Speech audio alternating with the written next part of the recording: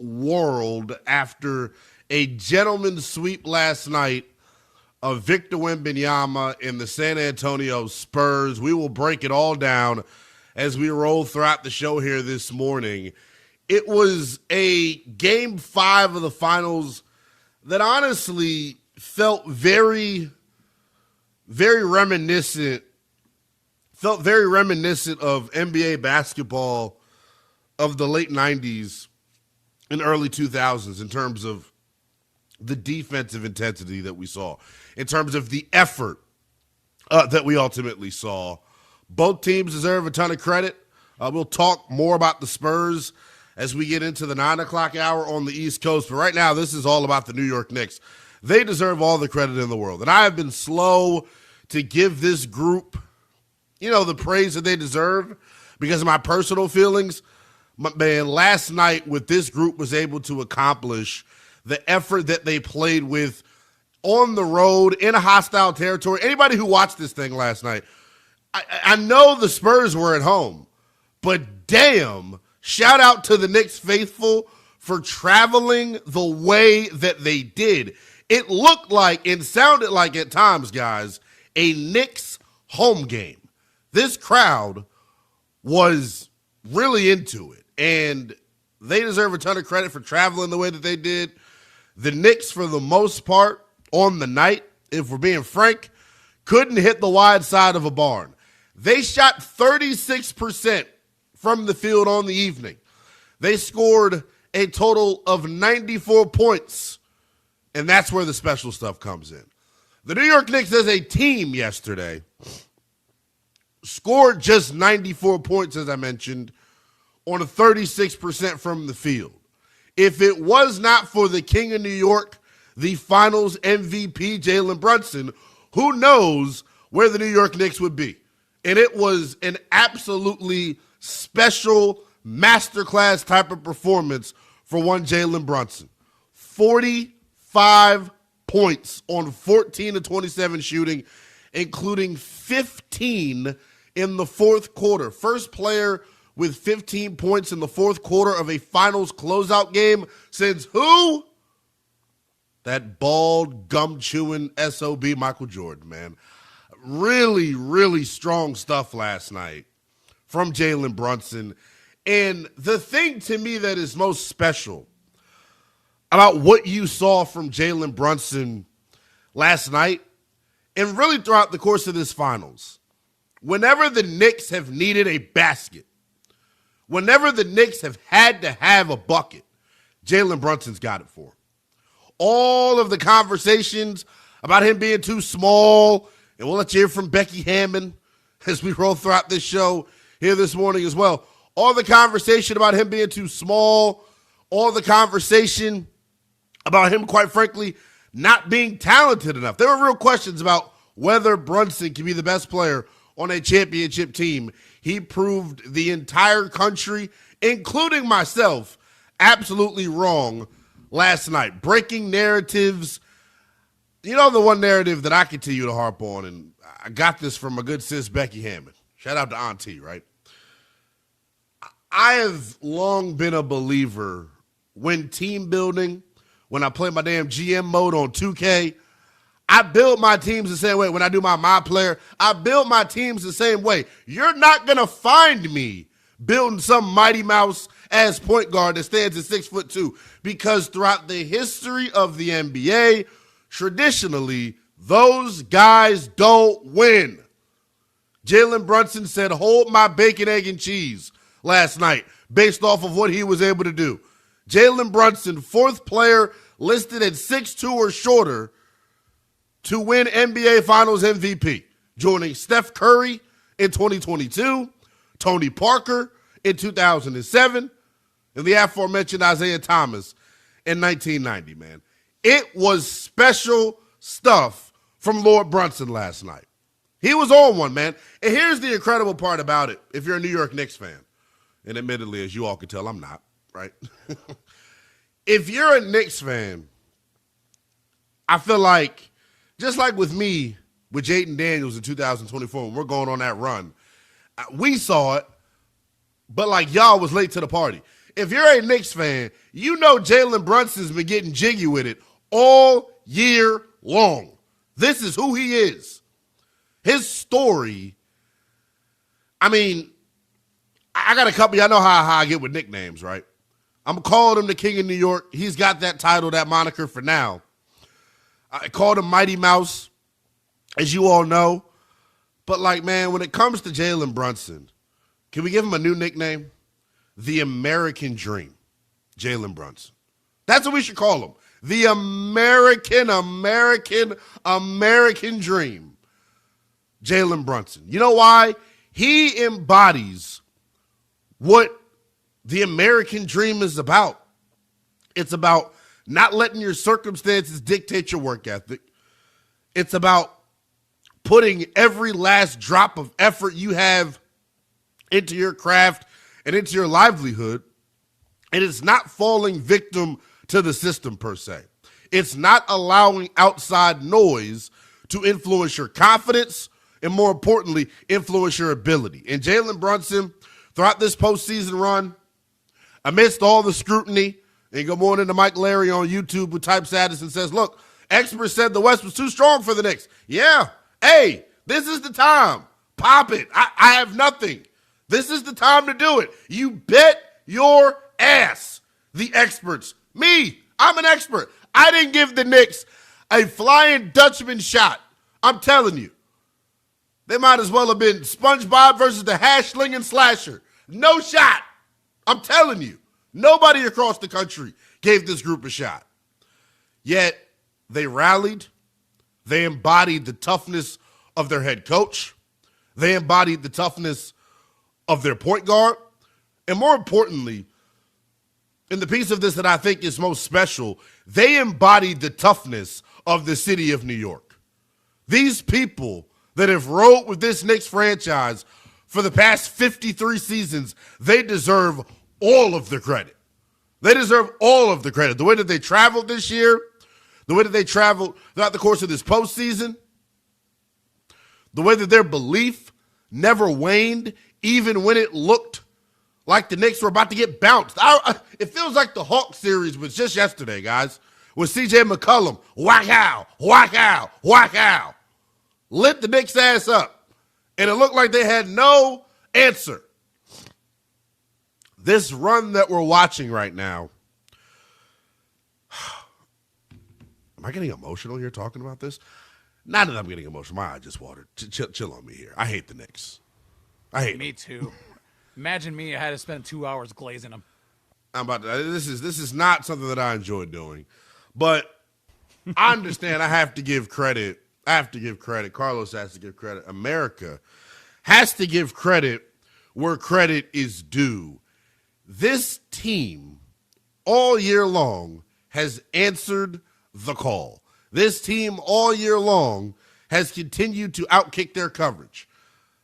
The most impressive part about last night, though, make no mistake about it, was the individual performance of one Jalen Brunson. He was special.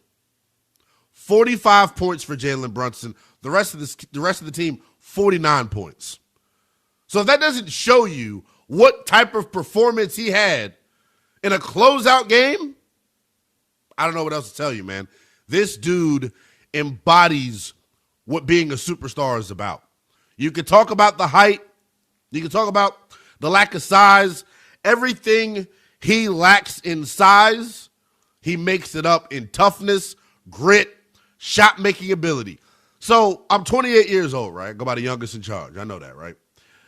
Anybody that was watching Jalen Brunson and has watched him throughout the course of this postseason, is this what it felt like watching Allen Iverson? I'm telling you, we like to trash talk it and call it Brunson ball.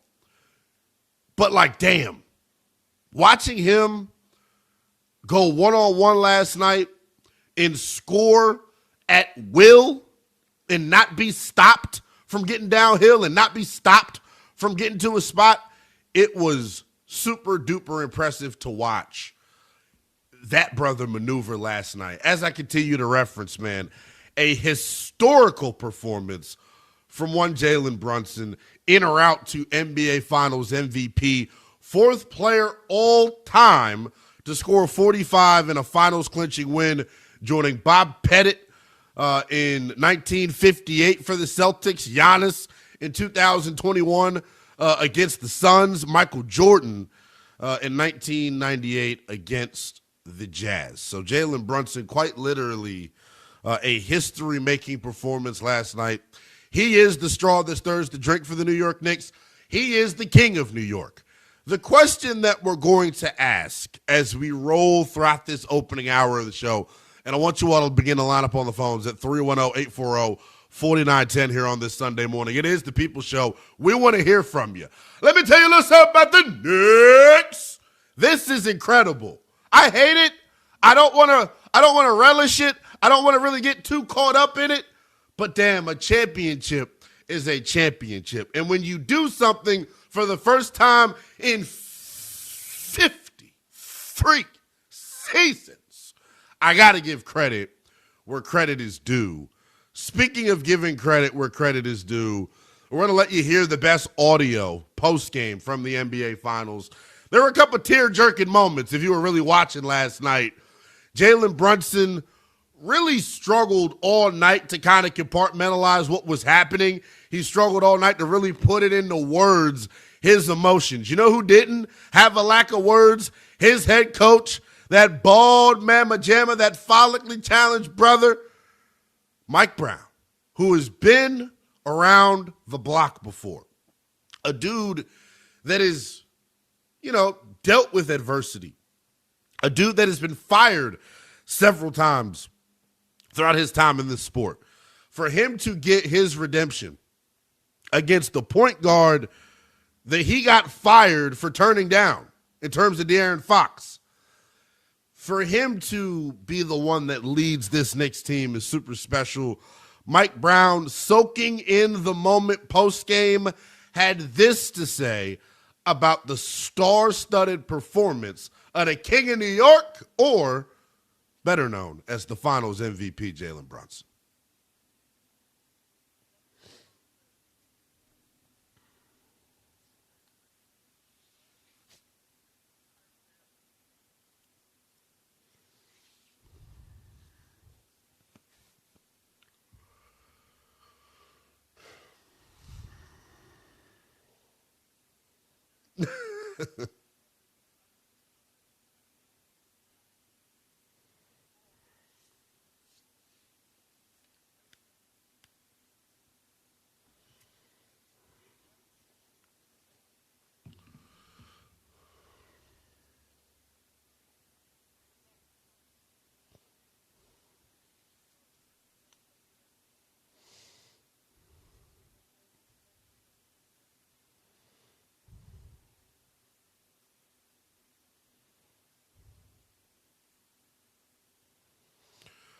Mike Brown, I couldn't have said it better myself, my friend. Jalen Brunson, a historical performance that the state of New York will remember forever. For the first time since 1973. Look, a lot of our older listening audience, you wasn't even thought about. The idea of you hadn't even come to fruition yet. The last time the Knicks were the champions and at the top of the basketball world. A gentleman's sweep of the San Antonio Spurs, 94-90, all on the back of Jalen Brunson, the King of New York, Finals MVP level performance, 45 points, became the first player with a 15-point fourth quarter in a Finals closeout game since who? Y'all GOAT, Michael Jordan. Trying to add some historical context to what we've seen here from one Jalen Brunson. Just a absolutely special performance last night. And the cherry on top is kind of what Mike Brown alluded to. The cherry on top is kind of what Mike Brown was just talking about and what I referenced to start the show. He's the American dream. We got to come back with Dusty Rhodes music at some point here. American dream. That is Jalen Brunson at this moment, guys. He is what is right about American pro sports. He's doing it for everybody out there that's been doubted. He's doing it for everybody out there that's been counted out. He embodies what pro sports is about. Historical performance last night when his team needed him the most. Short King, stand the hell up. Jalen Brunson, fourth player listed at 6'2" or shorter in history, guys, to win the Finals MVP. Special performance from him. Him being doubted, though, is no new thing. We got to hear from the Kang in New York postgame. He had this to say to the naysayers now that he has finally reached the top of the NBA.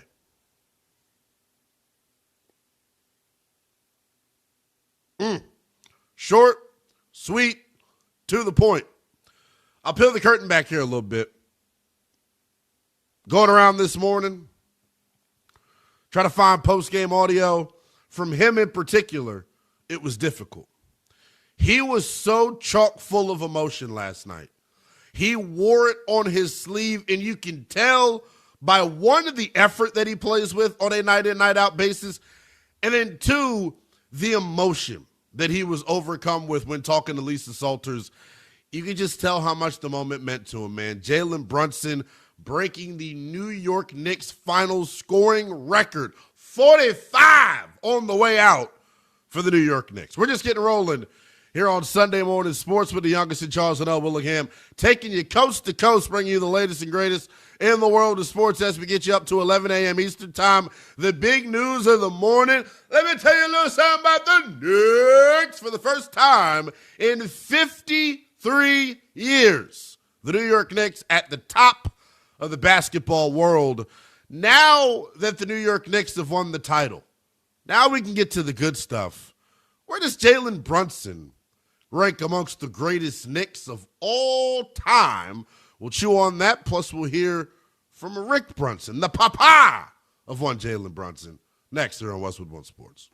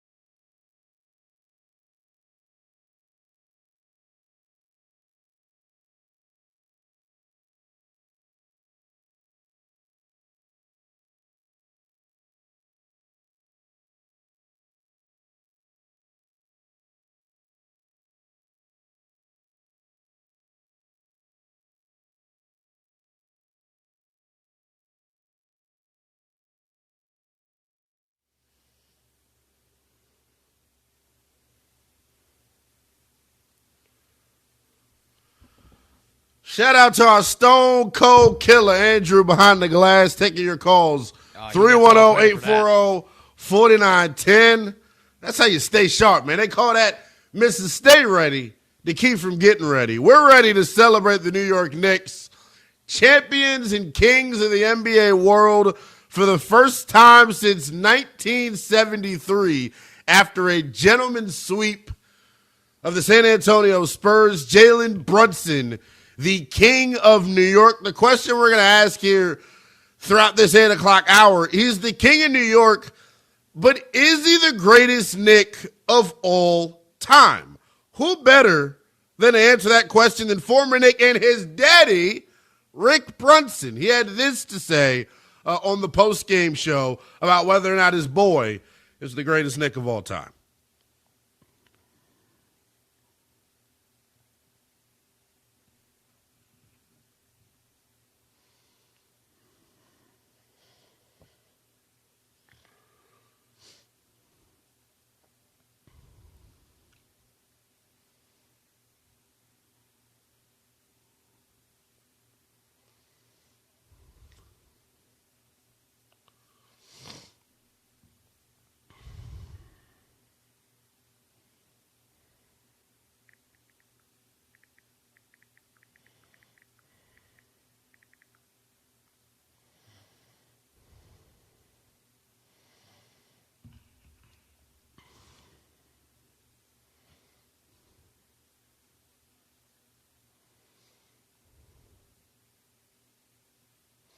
So here we go, man. This is really the story, man. 4 years before Jalen Brunson arrived to New York with the Knicks, no playoffs, a first-round exit, and then another no playoff season. The 4 years since he's gotten to New York, Eastern Conference semis. Last year, they take it a step further and get to the Eastern Conference Finals. And then last night, as you saw, finishing the story, finishing the deal, hoisting up that O'Brien Trophy, man. The New York Knicks, the kings of the NBA world. Is Jalen Brunson the king of the New York Knicks? 310-840-4910. Is Jalen Brunson the greatest New York Knick of all time? 310-840-4910. I'll even take it a step further. Where does he rank in terms of New York athletes' legacies all time? It's the city of champions, baby. 310-840-4910. What he has accomplished, bringing this proud franchise, one of the franchises in all of pro sports that's most rich in tradition in history, for him to get them back to the top of the mountain after 53 years of being down and out, I think it's a special accomplishment. And I think there's a real conversation to be had about whether or not he is the greatest Knick of all time, man. Remember, this is the other piece about this in terms of this story and why I think this team and group is so special. It's all centered around sacrifice. It's all centered around guys being unselfish. Think about why this roster is able to be put together the way that it is. Jalen Brunson left $113 million on the table a couple of summers ago. And as a result, they were able to construct 1 through 12, probably the best rotation in basketball.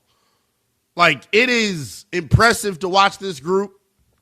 I've been late to give them their flowers because of my personal beliefs, but, like, you've seen it all postseason long, man. When guys have been needed the most, when guys have had to step up, someone's answered the bell for them. Whether it's OG Anunoby, whether it's been Jalen Brunson, whether it's been Karl Anthony Towns, it was Mikal Bridges, I believe, in Game 2. I mean, this group has just continued to scratch and claw and fight. But to me, Jalen Brunson clearly is the star that stirs the drink.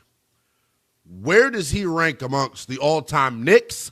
And then where is his legacy going to rank? And it's just getting started, really. Because going into next year, How in the holy blue hell are the New York Knicks not the favorite to come out of the Eastern Conference? From a legacy standpoint, though, with Jalen Brunson, one, do you think he's got a real argument of being the greatest Knick of all time? And then two, where does his legacy currently rank amongst New York athletes? 310-840-4910 is the number. Bert is in Baltimore, batting leadoff for us. Bert, good morning. Welcome into Westwood One Sports. Good morning. I like this Lynnell.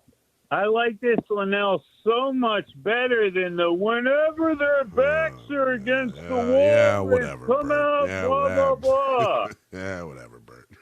I was hoping that was just a little bit of a stick I'm in and pain. you really didn't believe all that you were saying. I did. I'm in pain right now. This is awful. I hate this. Well, I didn't call to rub it in, but I do have a question for you, but let me answer yours. I think I don't think it's a discussion, bro. I think he's the greatest Knick of all time, period. And stop. Nothing to talk about. Wow. Well, there we go. What was the question you had? With regard to the other piece, I mean, I don't see him over, Mickey Mantle, some of the great Yankees with multiple championships. But he's got to be right there, at least for the next 10 years. He's got to be right there with Eli and with Namath in New York in terms of athletes. I mean, I think he'll be a top 10 New York athlete till the day he dies and probably beyond. I'm about to say, when you snap a championship drought of 50-plus years, it puts you in rarefied air for sure. He won't need income for the rest of his life as long as he's in New York. He won't pay for a thing. Question for you. Yeah. Where do you get the small guard comment? Now, granted, 4 of the last 5 years, you've had SGA, Drew Holiday, Jamal Murray, and Drew Holiday again. They're all 6'4" or taller, but 17 of the 18 years prior, every NBA champion was point guarded by someone 6'2" or shorter. It's about being the best guy as the small guard is my point. Gotcha. Yeah. And that's kind of where history is, yeah. Probably have to go back to Isaiah or maybe Kyrie if you want to throw him a bone. I believe I had the number pulled right here in front of me. It was Steph, Tony Parker, and Isaiah Thomas in terms of finals MVP. So definitely putting himself in rarefied air, man. A special performance from Jalen Brunson. Let the New York Knicks fans and the residents of New York have it, I guess, man. Clearly you can tell, Bert, this is killing me to give them any sort of credit. But you're so much more likable, brother. I'm smiling ear to ear. Well, there we go. You enjoy the rest of your weekend. He was awesome this morning.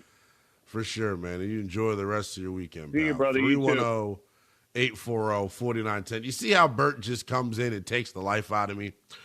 We want your calls you on really this. Extracted your soul there for a second. Definitely. I mean, for good reason. I'm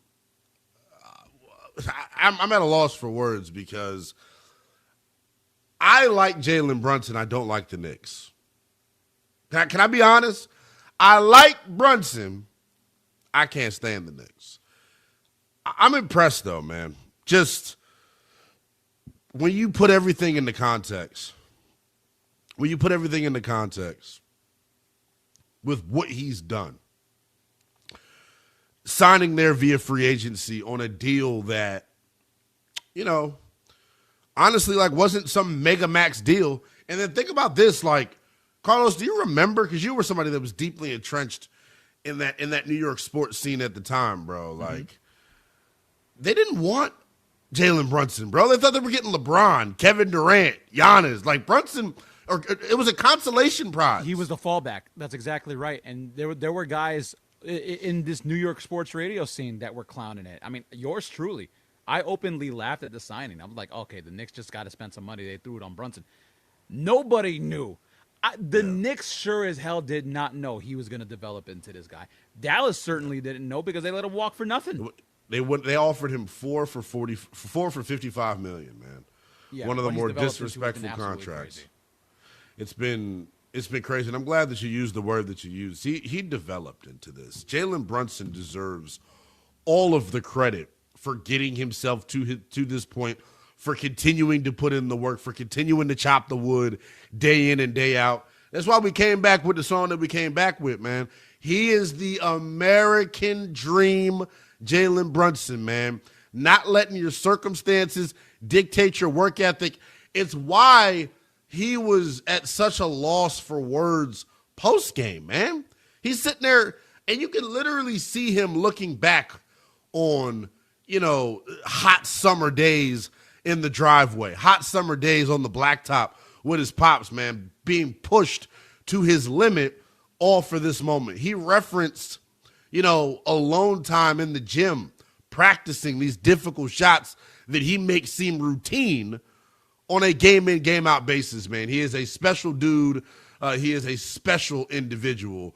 And Jalen Brunson, for sure, deserving of being Finals MVP. Does he deserve the title of the greatest New York Knick of all time? 310-840-4910 is the number. We also want you to chew on this.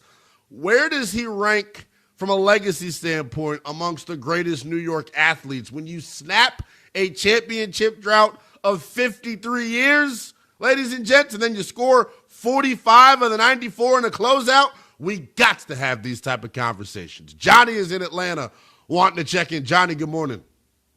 What's going on? I'm with you. I'm not a Knicks fan. I'm a Knicks hater.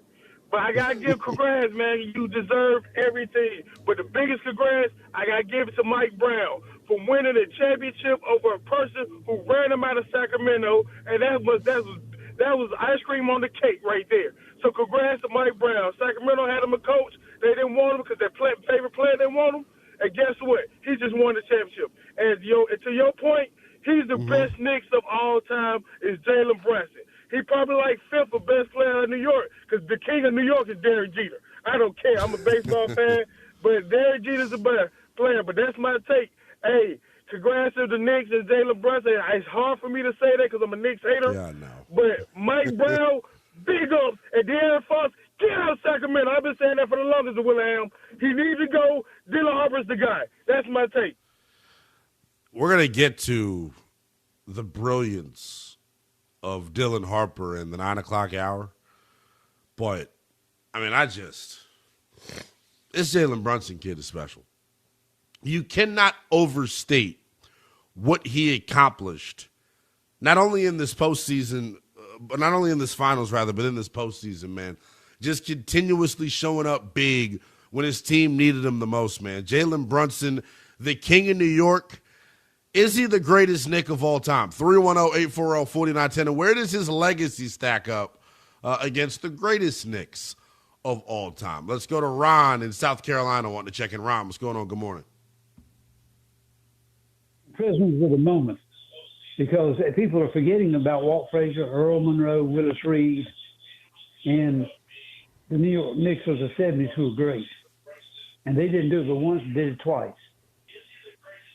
And second, we're prisoners of the moment on the greatest greatest New Yorker. You got Babe Ruth. You got Derek Jeter. You got Mickey Mantle, Joe DiMaggio. You got so many to choose from to choose the greatest. Babe Ruth is undeniable because he's probably the greatest baseball player ever because of his pitching and his hitting. That's just is he in the conversation though to you? Oh, what? Is he the greatest New Yorker? Mm-hmm. Look at the drought that New York had in baseball. And then all of a sudden he gets there in 1919. And bingo. Look at the championship between them in 1934. I believe it's 34. Ron, I appreciate the call as always, pal. 310-840-4910 is the number. I can't believe it, man. The New York Knicks, after 53 years, back atop the basketball world as they won the NBA Finals last night in 5 games on the road over the San Antonio Spurs. Jalen Brunson, the Finals MVP. Is he the greatest New York Knick of all time? We want your calls on that at 310-840-4910. Your calls next here on Westwood One Sports. This portion of the program brought to you by our good pals at Progressive Insurance. Progressive Commercial Insurance protects small businesses with affordable coverage options. Get a quote today at progressivecommercial.com. In Omaha, there's no tomorrow. The College World Series, where dreams are realized and seasons come to an end. Hear every pitch, every historic moment on the Westwood One Sports app. Westwood One Sports.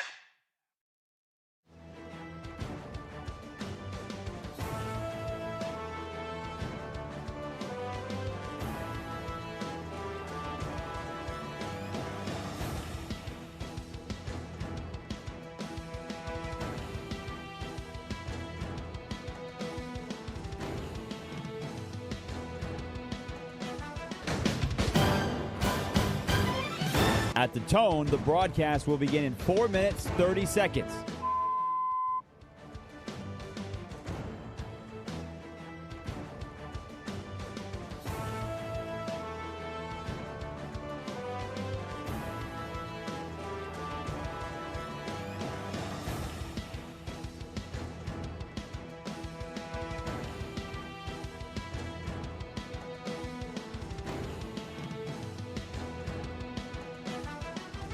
At the tone, the broadcast will begin in 4 minutes.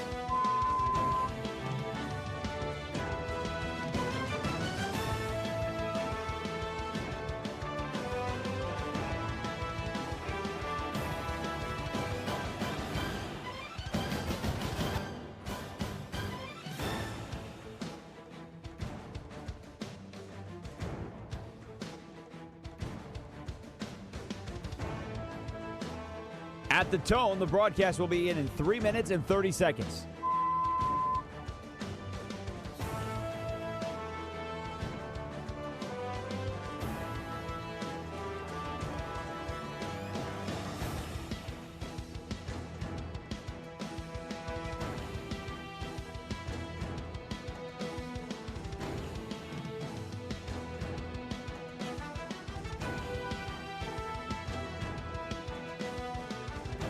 At the tone, the broadcast will begin in 3 minutes.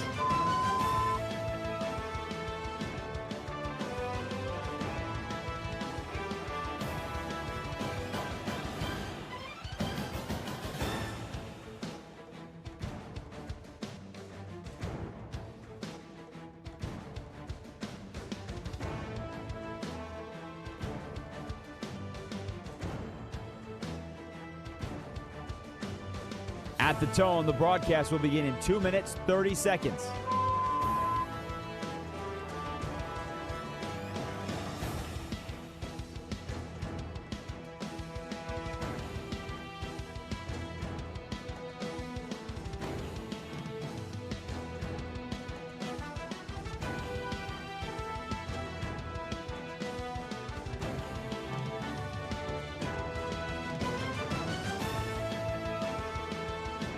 At the tone, the broadcast will begin in 2 minutes.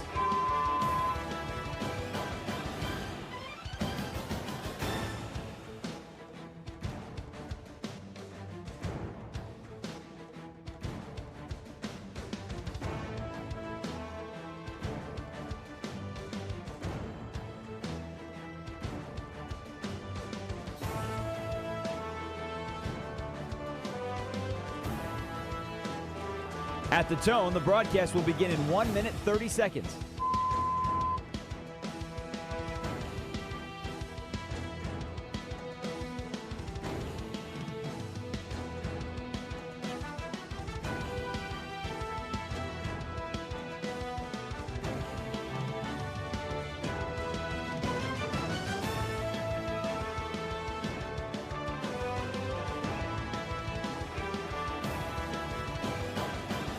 At the tone, the broadcast will begin in 1 minute.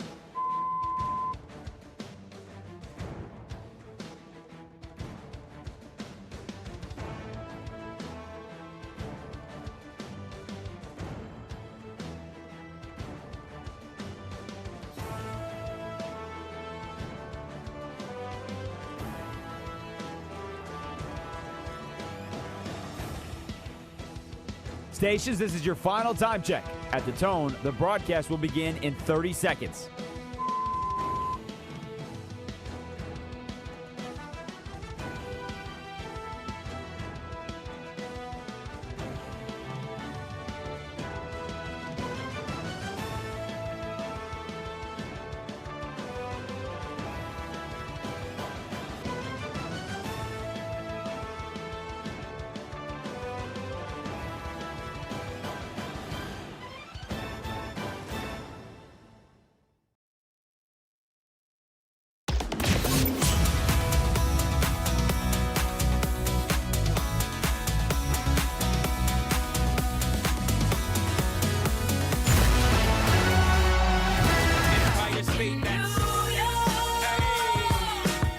Westwood One Sports presents Lynnell Willingham. I guess even Jay-Z has to get some praise. Somebody tell him put his braids back in his hair. Westwood One Sports continues. Youngest in charge, Lynnell Willingham. Rocking out till 11 a.m. I can't stand Jay-Z. He's a damn Bama. That's why he got eviscerated over the course of 18 tracks by Drake. Went out at that weak-ass Roots picnic and gave that weak-ass acapella freestyle. Tell Jay-Z, chill the hell out before I get Solange to go upside his damn head. 310-840-4910 is the number. Jalen Brunson. Yeah, she'll do it for free, Carlos. A historic performance, man, for Jalen Brunson last night. One that puts him in the category of being the king of New York. 45 points in a finals closeout game. The rest of the New York Knicks, ladies and gents, combined for just 49 points, man. First player with a 15-point fourth quarter in a closeout finals game since Michael Jordan. So clearly, Jalen Brunson in his bag throughout the course of these NBA finals. Is he the greatest New York Knick of all time? 310-840-4910 is the number. If you all are just joining us, who better than to ask that question, than to answer that question, than Jalen Brunson's father, Rick Brunson, who last night on the post-game show got real, man, and had this to say about who he believes is the greatest New York Knick of all time. I say Shaq was the greatest free agent signee. He was. Yeah, but he was the number one pick in the draft. But still, and you expected the Lakers to be. Still, he left. He was the greatest. No, but I'm going to stop the argument too. Yeah. And I love my son. Patrick Ewing, the best Knick that I've ever witnessed. So. Oh, I didn't say that. No, I just want people to I'm going to say it's going to be debatable. Could be debatable. No, it's going to be debatable now because the other thing, what he has done is he has ignited a culture that was not lit. It was the fuse was there. It was I called it the lamp that was plugged in with no power, and they just it was no power in New York, and he brought the power to New York. Breaking the New York Knicks' final scoring record with his 45-point performance. Jalen Brunson, fourth player all time to score 45 points in a finals clinching win, joining Bob Pettit, Giannis, and one Michael Jordan. Is Brunson, though, the greatest New York Knick of all time? And where does he rank amongst the greatest New York athletes? Greg is in Madison wanting to check in. Good morning, Greg. Welcome in to Westwood One Sports, partner. Good morning. Say, I know you're asking who's the greatest Knick, and I don't know because I'm up here in Madison, so I don't follow the Knicks. But I was That's okay, brother. When I heard that they hadn't won in 53 years, I'm like, no way. What about Patrick Ewing? So I had to research it, right? So yeah. I'm searching Patrick Ewing a couple weeks ago. Sure enough, he didn't win a championship. Obviously, you knew that. I didn't. But anyways, so I'm like, I couldn't believe it because back then everything was Patrick Ewing's the greatest. Anyways, so I just was a little surprised. I can't believe I didn't remember that, but anyways, he would. I think that is what really, to me, pal, that's what puts Jalen Brunson firmly in that conversation, man. Okay, well, fair enough, and my guy Giannis wanted to go to New York, right? Mm-hmm. And we don't want him to go. We want him to stay and do good things here. But I mean, they did it without him. So I'm like, well. Oh, if you're a Bucks fan, are you thinking, well, if they want it without him, would they still want him? Newsflash, they still want him. I appreciate the call, pal. 310-840-4910 is the number. Is Jalen Brunson the greatest Knick of all time? I feel like because of the individual success and then him bringing the title back to New York, I think he's got a really strong case. what I'm now curious with, and this is what's beautiful about pro sports, how do you follow it up? It's one thing to win a title, brother. You know what I'm saying? Everybody gets lucky, including me with the ladies sometimes. But it's, do you get invited back? That's the question. Do you get invited back for seconds? Will Jalen Brunson get greedy off of winning the finals? Or will he get complacent? 310-840-4910 is the number. Who's the greatest Knick of all time? Rick Brunson says that it's Patrick Ewing. Ben is in Jacksonville wanting to chime in. Ben, good morning. Good morning. Patrick Ewing, the greatest Knick? That's like saying Pepsi's better than Coke. I mean, that's a brand. Come on, man. Patrick Ewing, he never won anything. He blew national title games in college. Got lucky, he got one. Did he have to? By the way, Ewing played with Jordan, right? In the Jordan era, well, you correct? lost to Freddie Brown. But Freddie Brown had the bad pass that cost him the one, and then he lost to, I believe, lost to Villanova. But ironically, so there's another. You're talking about his Villanova whole reference. career. Yeah. Yeah, no, it was college. But no truth to the rumor that Pat Riley's faxed congratulations to the Knicks and said that I have 3 in Miami and you got 1. That would be very of course, Pat Riley-esque is what I would say. Right. I'm a Heat fan. But all that being said, yeah, I think you got to give Brunson, you got to give him his props on this. I definitely don't put Ewing ahead of him. You can go Walt Frazier and those type dudes back in the day. But, he won a title in New York. And to me, that puts him above a lot of guys. One title in New York is better than multiple titles in other places. And I kind of wonder right now what LeBron is thinking. I bet LeBron's a little bit jealous right now. I'll leave you with that. I bet LeBron would have loved to win a title. Of course, that's just what all of you. That's what all of you older people want to do. Everything is about trashing LeBron James. What's wrong with you people? This is supposed to be about the damn New York Knicks, and somehow, some way, you all have still found a way to slander your king. Your king. It's trifling, man. LeBron didn't want to go to the Knicks, like him and KD. KD said the Knicks weren't cool. Look at him now. Jealous. That just popped me. That just popped me. 310-840-4910. Let's go to Charles, who's in Jacksonville. Charles, what's going on? Hey, good morning, Lynnell. Good morning, pal. I was going to pick Ewing until I heard his pop, so I'm going to go with Jalen. But real quick, can I share a DC story with you real quick? Because I think of course, brother. My very first Major League Baseball game, my dad, who was a native of D.C., grew up in the Georgetown tenement and later moved to Prince George's County in Capitol Heights, where I spent some good times as a young kid. But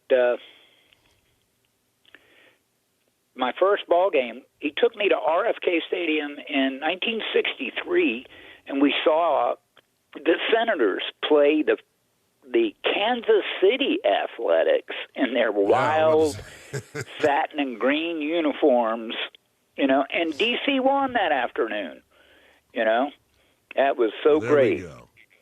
Well, there we go. It's rare over the past 50 years that you get to say DC won just about anything, my friend. So I appreciate the call as always, buddy. 310-840-4910 is the number. The New York Knicks, the kings of the basketball world, taking your calls on this. After his 45-point performance, winning finals MVP, is Jalen Brunson the greatest New York Knick of all time? 310-840-4910. We'll take your calls on that. Plus, we'll let you hear from one Victor Wembanyama after the loss. Next, here on Westwood One Sports. This is Westwood One Sports.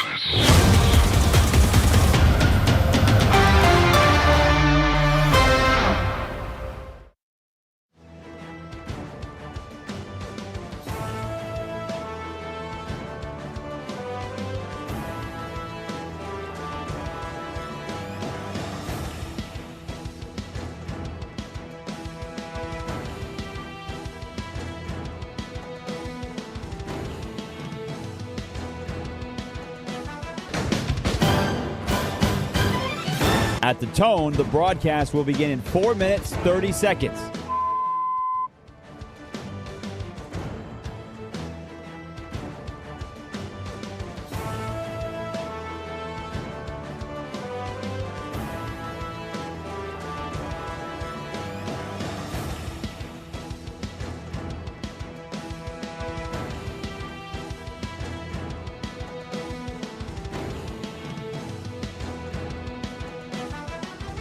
At the tone, the broadcast will begin in 4 minutes.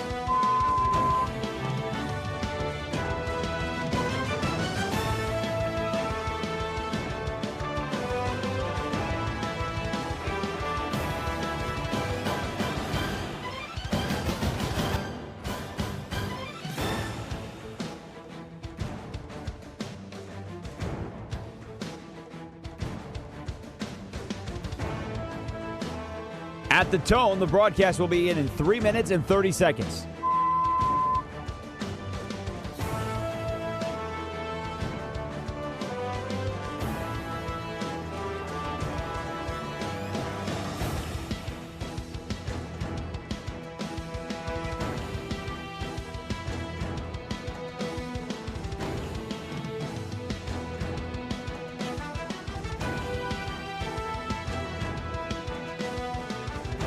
At the tone, the broadcast will begin in 3 minutes.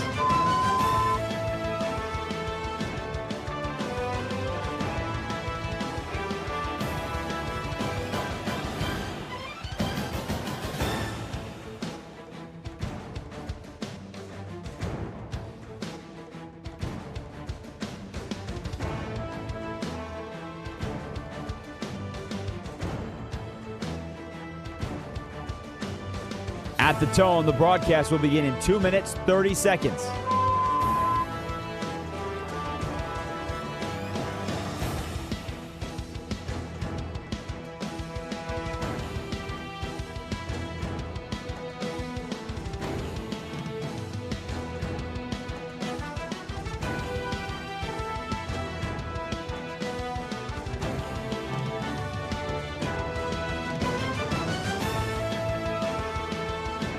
At the tone, the broadcast will begin in 2 minutes.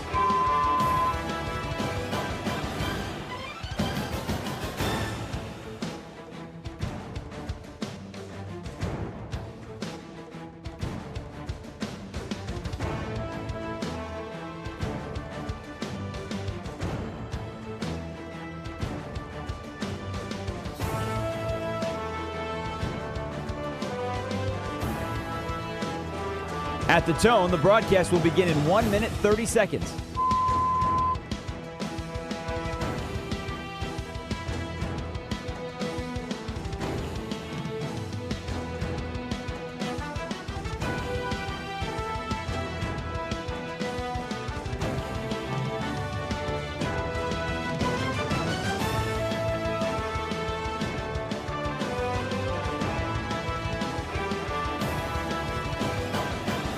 At the tone, the broadcast will begin in 1 minute.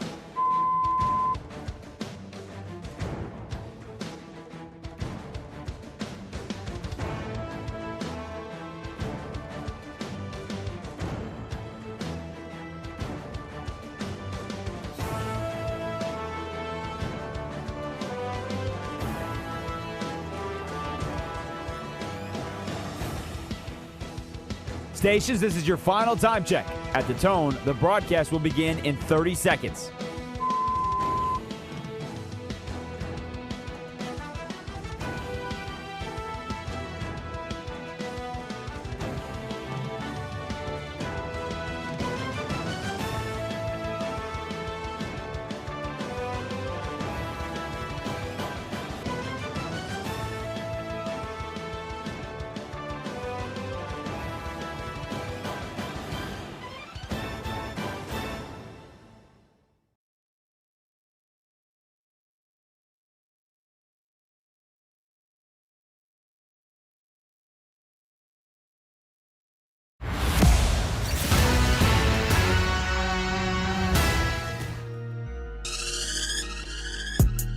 Westwood One Sports presents Lynnell Willingham. What up, party people? We're partying like it's 1973 because the New York Knicks back on top of the basketball world. This is the youngest in charge, Lynnell Willingham, here on Westwood One Sports. It is Sunday morning sports as we continue to take you coast to coast, getting you up to 11 a.m. Eastern time. Pal Andrew behind the glass taking your calls, 310-840-4910. Carlos with a K, keeping the ship afloat. Carlos, can you swim? Oh, very well. Assume, as a black man, everyone just assumes that I can't swim. It's just a natural thing that people hit me with. So I'm glad that you can swim. So there we go. Oh, no, I said I can very well. No, I'm glad that you can. Yeah. Oh, okay. Yeah. I didn't enunciate there. Excuse my French. So what's else? Swim off? A swim off? I feel like your service background very much aided you and made it to where you really had to become a fish in water, huh? So I did the combat water survival training like once, and I almost drowned because my boots are so damn heavy. It is hard AF to swim with those boots on and a rifle in your hand. But I love me to water, man. I'm like part merman. Merman's a good bit. Jalen Brunson, part He-Man, part Superman, as he is now the king of New York. A 45-point performance last night. The rest of the Knicks guys had just 49 points. It's one of the greatest performances we've ever seen out of a New York Knick in the finals. He broke the New York Knicks final scoring record last night. Jalen Brunson, just as advertised. The question is this, 310-840-4910. One, is he the greatest Knick of all time? And then two, where does he rank amongst the greatest New York athletes of all time after the accomplishment last night? 310-840-4910 is the number. The other piece of this when we talk about his legacy, we double-clicked on it earlier. I want to chime in on it again. He took a $113 million pay cut to ensure that his brethren from Villanova could come get this title, man.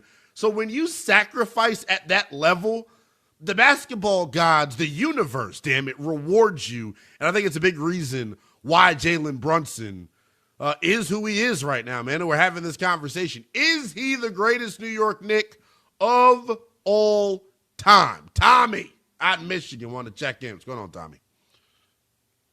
Good morning, Lynnell. Yeah, I think it's a bit early to call him the greatest Knick of all time. There's this term that gets thrown around the sports called validation. I'm a Pistons fan, and when Isaiah Thomas won his first championship, people were like, oh, they got lucky or whatever, it was a fluke. But you know what he did? They went and won it the next year also. They went back to back. So he validated that first one. I think Brunson, to be considered the greatest Knick of all time, needs to win it again next year to validate this trophy. So I know it might be a little harsh, might be a little. No, look, you're holding them to a high standard because look, Tommy, we're not just talking about, the best bacon, egg, and cheese maker in the New York bodega. We're talking about the greatest Knick of all time. Exactly. It's a high honor, man. Do it again next year. Anybody can win one. Anybody can get lucky and win one. But if you go back to back, that puts you in rarefied air, in my opinion. And then you can talk about the greatest of all time. In terms of, Tommy, I know you're a historian, brother. In terms of New York athletes, man, and bear with me now, I'm a 28-year-old, so when people start throwing back athletes in the 30s and 40s, I tell them to pump their damn brakes. But do you think he's got a real argument to be made in terms of the modern New York athlete, talking, 90s on? Definitely can't put him in the same category as Jeter. I'm not a New York fan. I'm from, I'm all Detroit fan, sports fan, but no, Jeter, he's not even close. What did Jeter win? Like five titles?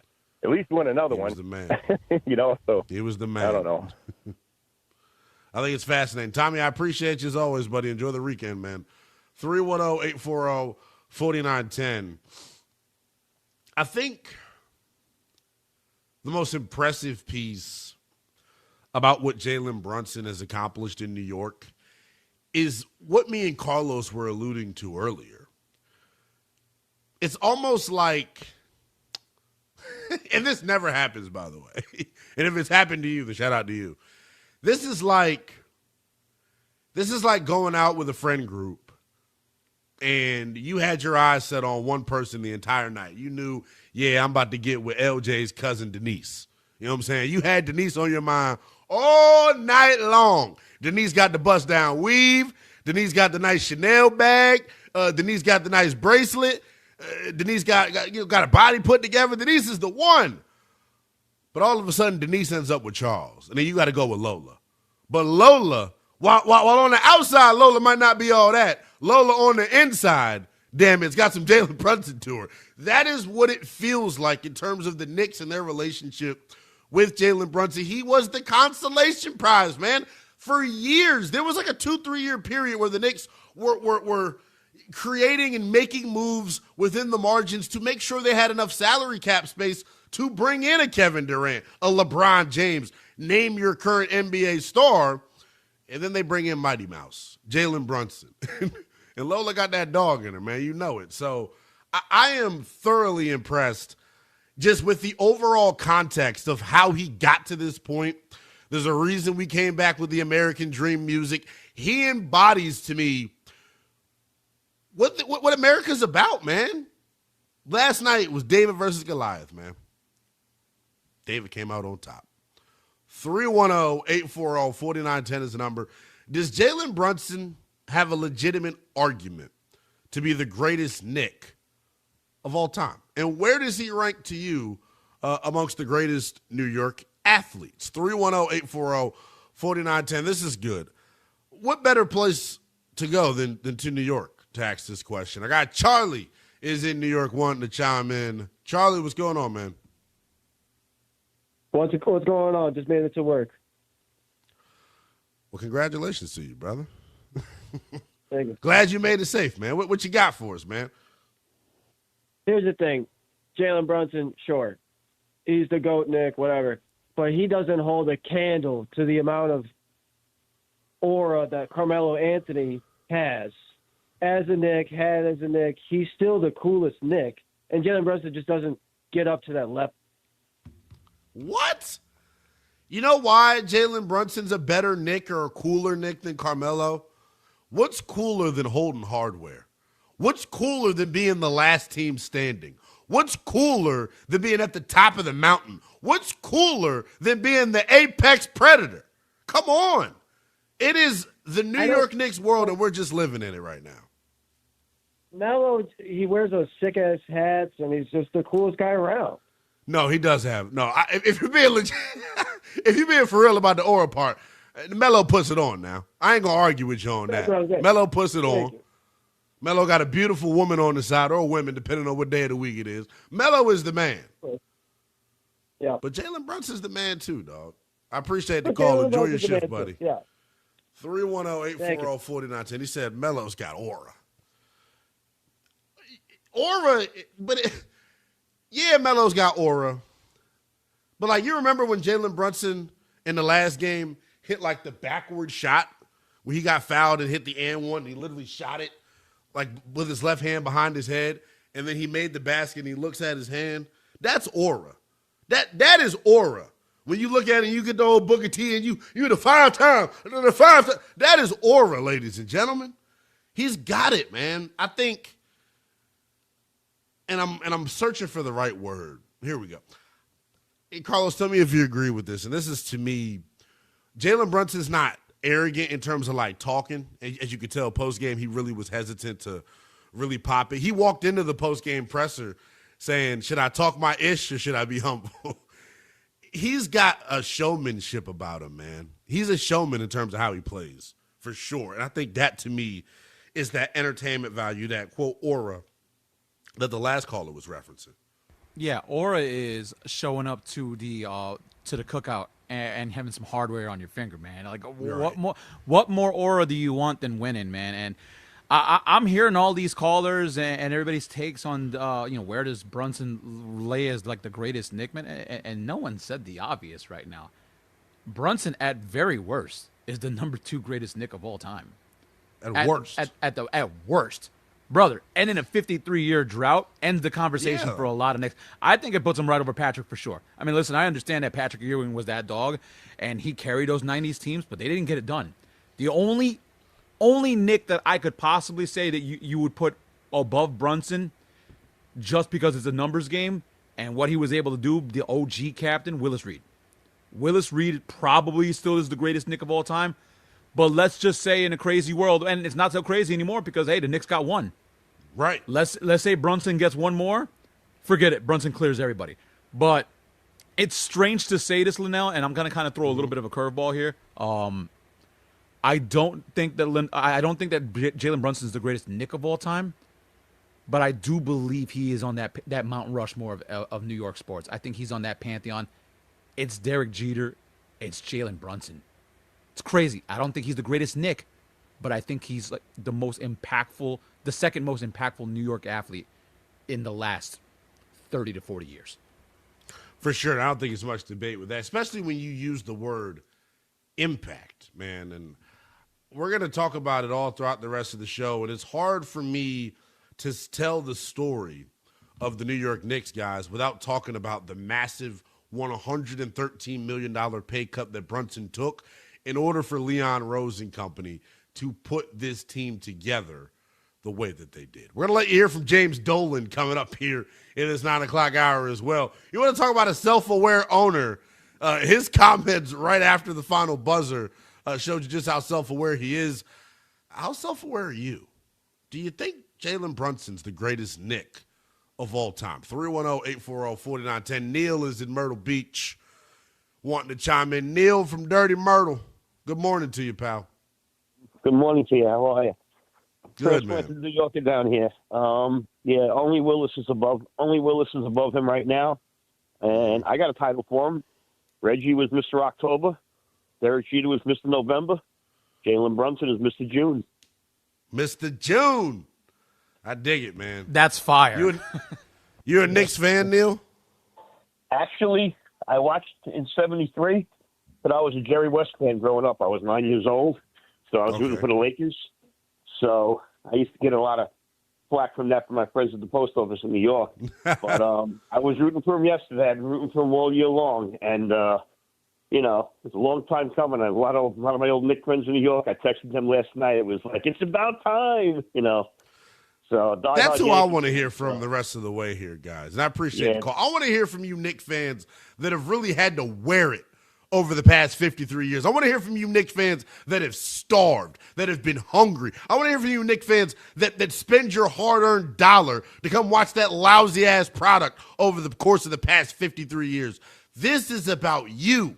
Last night, that franchise ending one of the longest title droughts in pro sports, getting back to the top of the mountain, that, ladies and gentlemen, is what it's all about.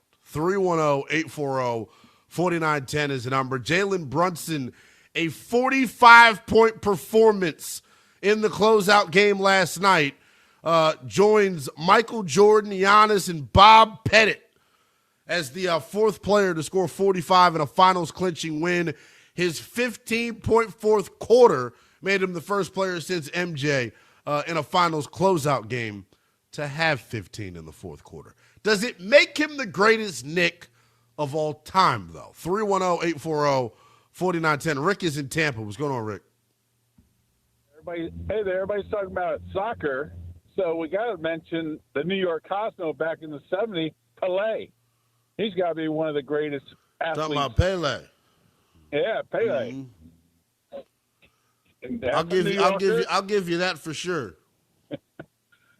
All right, but Brunson's a good man, but Willis Reed is definitely one of the best Knicks ever. Did Willis Reed, I assume, was on the 73, was on the 73 team?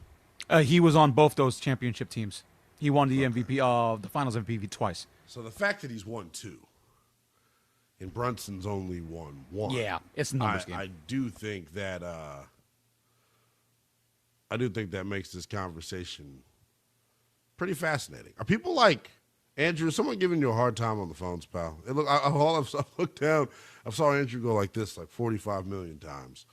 I want to let you hear from Rick Brunson, man, because I think his opinion on this is, for him to be this honest and transparent about it, I thought was cool. I thought he was going to for sure give us the answer we were looking for, but he had his own thoughts when asked post-game who's the greatest Knick of all time.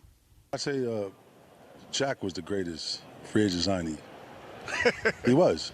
Yeah, but he was the number one pick in the draft. But still, and you expected the Lakers to him be. to be. Still, he left. He was the greatest. No, but I'm saying, I'm going to stop the argument too. Yeah.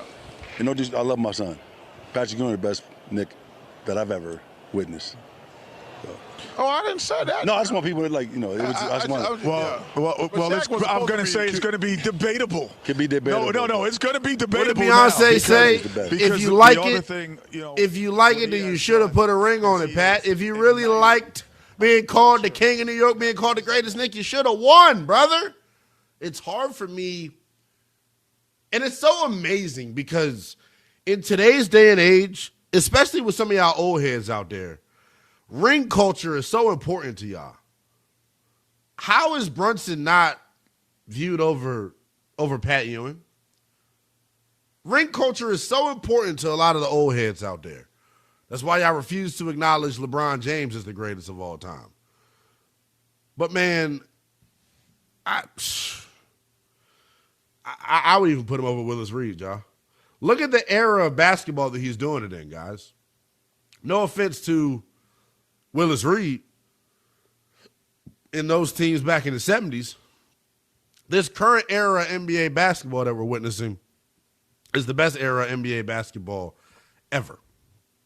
So the fact that he's not largely considered the greatest Knick, I got issue with it, man. 310-840-4910 is the number. The New York Knicks back on top of the basketball world. An impressive feat last night from Jalen Brunson. It was David versus Goliath. We let you hear from David, and we've glazed him really all morning long. Let's hear from Goliath. Wemby and the Spurs came up short. Kevin Hart, his reaction to the letdown next. A statement to start it off. The U.S. beats Paraguay and gives the nation something to believe in. Is their World Cup run just getting started? Westwood One Sports.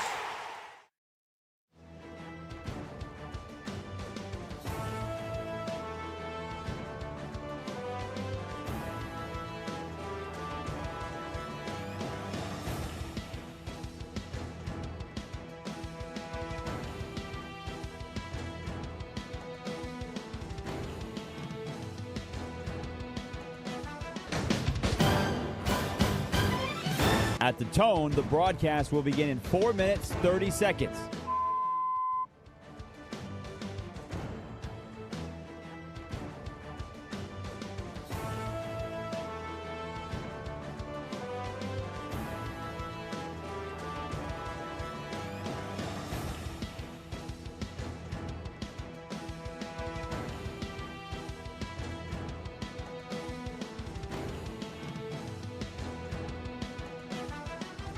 At the tone, the broadcast will begin in 4 minutes.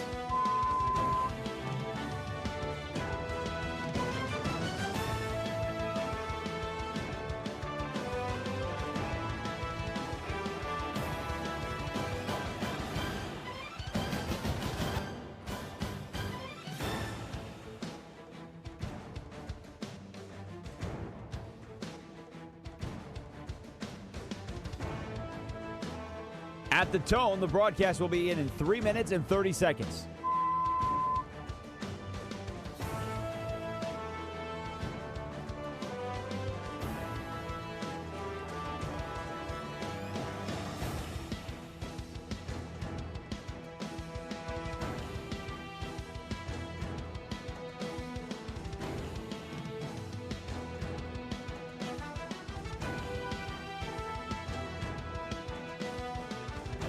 At the tone, the broadcast will begin in 3 minutes.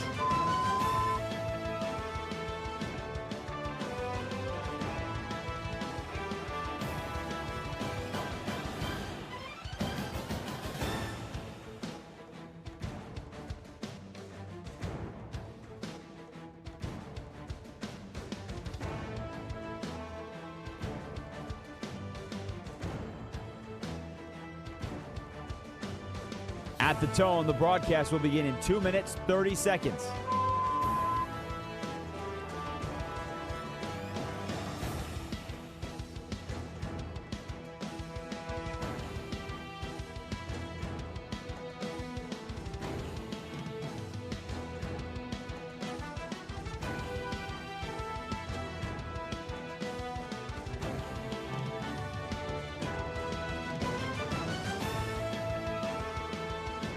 At the tone, the broadcast will begin in 2 minutes.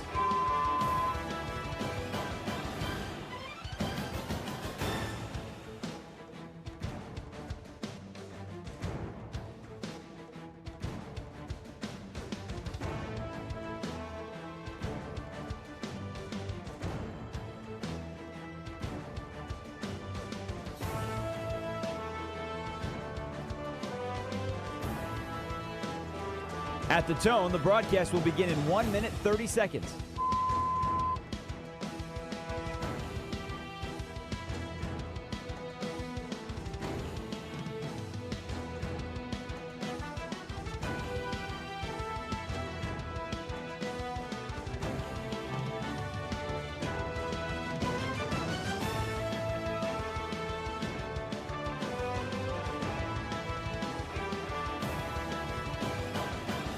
At the tone, the broadcast will begin in 1 minute.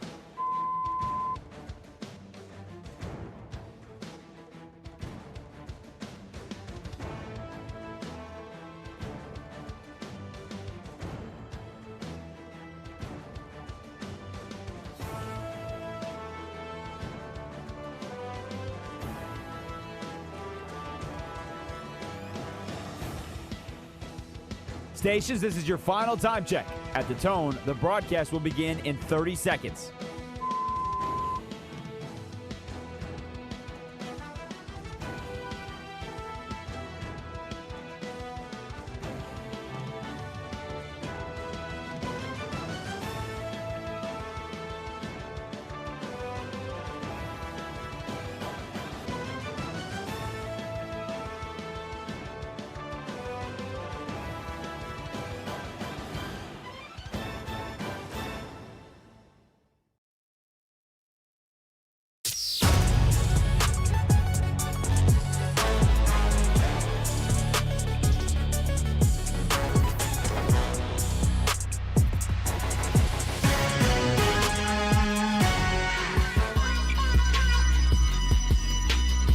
Westwood One Sports presents Lynnell Willingham.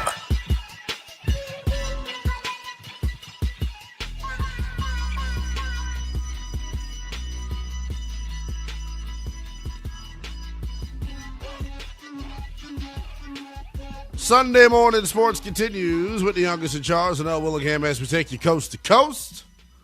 Rocking out with you here, the New York Knicks back on top of the basketball world after a 53-year title drought. Jalen Brunson doing the damn thing last night, getting this group back to the top of the mountain, man. His 45-point performance, the most ever by a New York Knick in a NBA Finals game. Matthew is in D.C. chiming in. Is he the greatest Knick of all time, Matthew? Youngest in charge, great to hear from you again. I love talking to you. It's been too long. Here's the deal. Yeah, I appreciate you, make man. The comment. Oh, yeah. Thank you, sir. I appreciate you. You can't make the point that rings don't matter because then that's what LeBron makes him better than Michael Jordan, and then say Patrick Ewing can't be the greatest Knick because he didn't get a ring. And I just want to note that the greatest Dolphin of all time is Dan Marino, zippy rings. Yeah, like I feel like, and I say this often, man. I feel like the ring culture conversation is oftentimes something that the older folks talk about, because that's their number one argument for Michael Jordan is, oh, it's never lost. Talking about in the NBA Finals, I don't view ring culture as everything, but I do think Patrick Ewing has a real argument to be the greatest Knick of all time as well, for sure. I appreciate you saying that. I got one other point about being the greatest Knick of all time. being the greatest Nick of all time is like being crowned the prettiest hog at the state fair. Honestly, right? Because who the hell gives a damn in reality about the New York Knicks? Matthew, I appreciate you. I can't wait till – I can't wait. He said, and that's my mic drop. You know what I can't wait for? You know what I can't wait for? I can't wait for this to blow over and for the Knicks to come back to reality. The fact that they're on top of the sports world right now, they've been relatively nice here on the show. But I know during the week, these Knicks fans are going to be absolutely freaking-sufferable, dude. They were blowing up fireworks at 3 a.m. where I'm at. Yeah, I expected that. I just I hope they're able to I hope they're able to stay sane and not get too rowdy. Is the best way that I would put it. This is where things get fascinating. We've talked all things New York Knicks, right? And deservedly so. They deserve a ton of credit. Jalen Brunson did the damn thing. It was a special performance from them last night. And you know what made it even more special? The fact that once again, what happened? They got down in the basketball game. Once again, they had to – I'm having like acid reflux right now. Once again, it's because you're trying to digest the Knicks. Yeah, right. Once again, though, they had to withstand that initial punch. They had to withstand that initial blow, and the job that they've done, doing that throughout this postseason and throughout this series in particular is special, man. The Knicks at half trailed by double digits in each game. You've watched the Spurs field goal percentage drop drastically from the first quarter to the second quarter. And then Victor Wembanyama in these first quarters have been awesome, but later in the game is where he struggled. We're going to let you hear from one Victor Wembanyama coming up momentarily, but Jim is in Chicago wanting to give his thoughts on the king of New York, Jalen Brunson. King of New York for now. Is he the greatest Knick of all time forever, though? Hello. Hey, what's going on, pal? Yeah, no, I think it's time to give some kudos to the roots of this basketball fella, Jalen Brunson. Not only does he have a dad that was in the NBA, but he also went to an ordinary high school, although it has Adlai Stevenson High School up in Libertyville. Which is a solid middle class school, but the thing when you talk about Harvard Westlake in Los Angeles or IMG in Florida, the Adlai Stevenson High School has, instead of having just 2 freshman basketball teams, they have 3, and instead of having 1 sophomore basketball team, they have 2, and they have a full varsity and a full junior varsity basketball team to give kids enough to coaching and scheduling so that they can develop like Jalen Brunson if they have the talent. And, I think that's the most special part about him, too, man. Doesn't his rise, and maybe it has to do with him only being 6'2", dude. Doesn't it just feel very meteoric, and it feels like it's like the underdog, man, finally getting on top. I think everybody should be able to root for this kid. I think it's interesting out here in the middle of the country that we actually started Jalen's basketball high school. He shouted out Texas. He shouted out Chicago. He understands where he's from for sure, and I think that's a big reason of why he's so likable. Jim, I appreciate the call as always, pal. 310-840-4910 is the number. Is there a more likable dude than Jalen Brunson? Like, normally short guys are angry and evil. With the Napoleon complex? Yeah, you're right. And he's just a happy-go-lucky fella, man. I love me some Jalen. What was that meme a couple of years ago where he's just like, "Oh, I'm just a chill dude"? Like Jalen Brunson, legit is just a chill dude. You know, it's the Kevin I'm James out here, joint. yeah, winning the Finals MVP, but I'm really a chill dude. You know, Just what's the big deal? All I did was win Finals MVP and end a there's championship no pressure. drought. No, pressure's privilege. Like, it just is what it is. Jalen Brunson, though, a top. Yes! More cowbell. Dunk, dunk, dunk, dunk, dunk. He's just a common man. By golly, that's Jalen Brunson's music! And just like Cody Rhodes, Jalen Brunson and the Knicks finished the story. The story. There we go. 310-840-4910.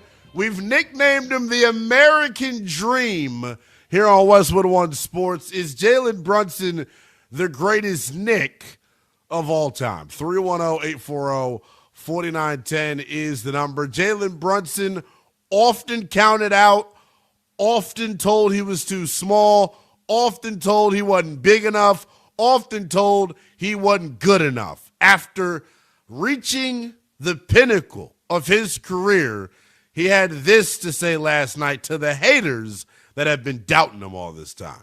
I didn't respond to them then. I'm damn sure not going to respond to them now. Bars. How many New Yorkers are going to go get that tatted across their bicep, huh? Huh?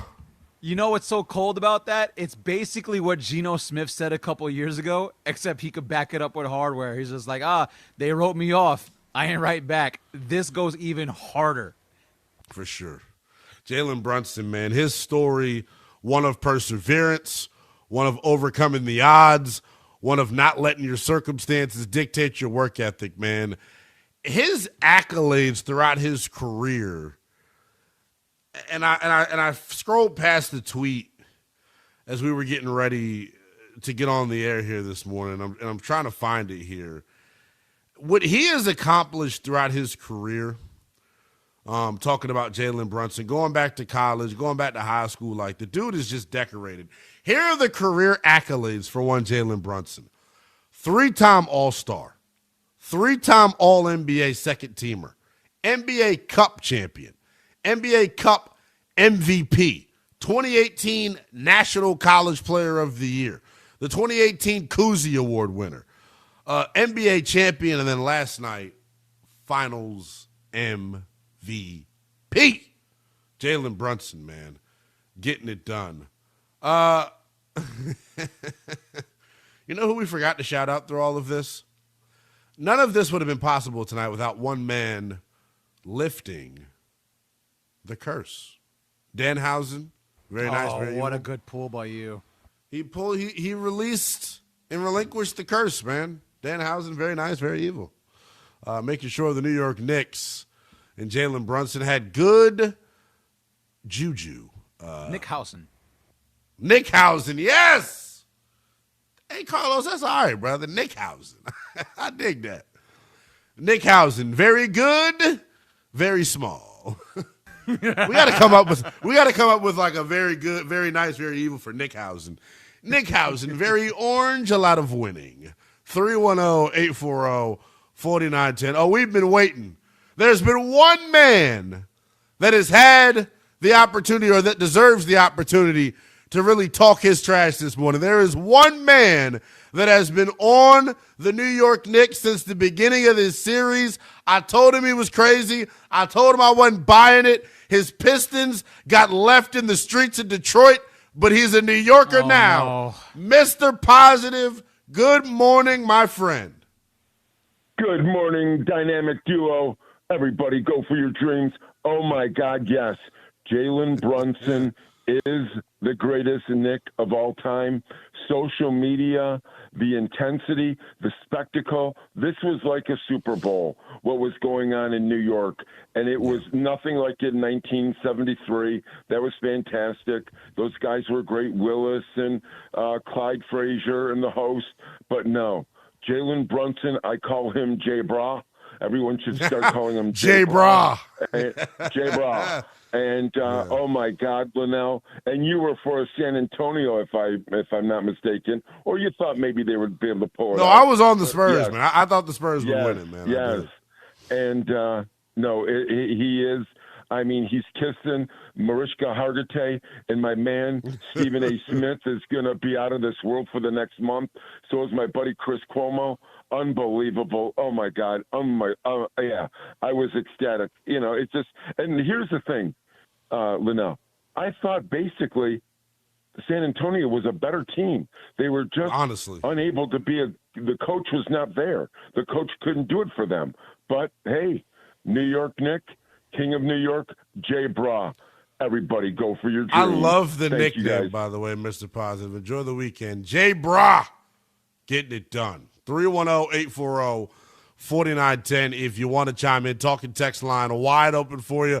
For the first time in 53 years, the New York Knicks back on top of the basketball world. They got here, though, by ruining the summer and the offseason for Victor Wembanyama and the San Antonio Spurs. Wemby, as you could probably expect, full of emotion post-game. We'll let you hear from the big fella next. The Hurricanes are one game away from lifting Lord Stanley's Cup and claiming their second title in franchise history. Can the Golden Knights keep their season alive? Game 6 is tonight. Westwood One Sports.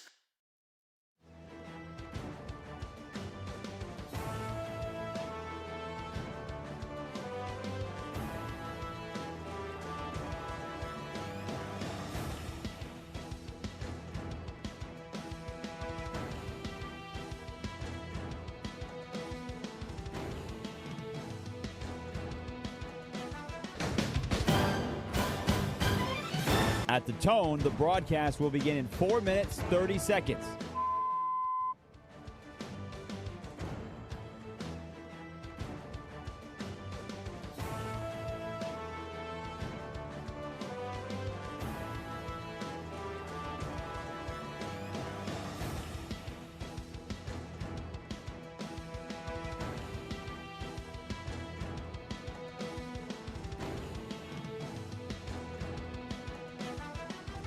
At the tone, the broadcast will begin in 4 minutes.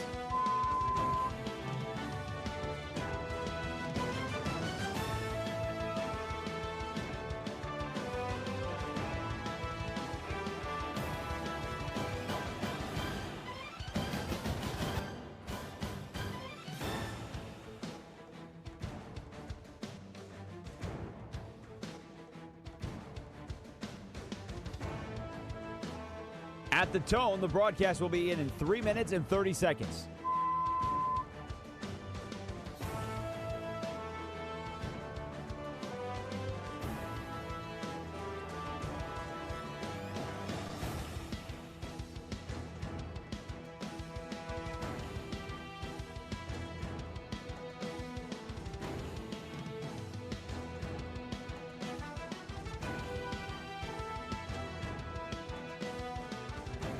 At the tone, the broadcast will begin in 3 minutes.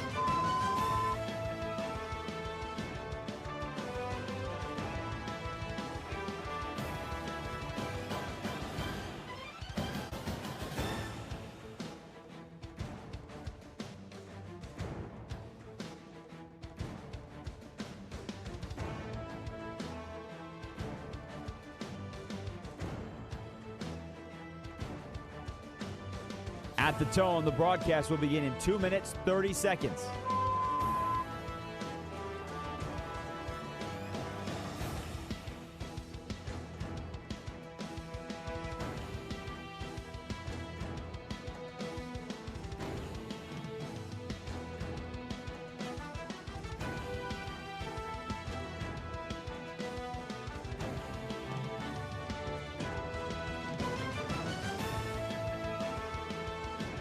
At the tone, the broadcast will begin in 2 minutes.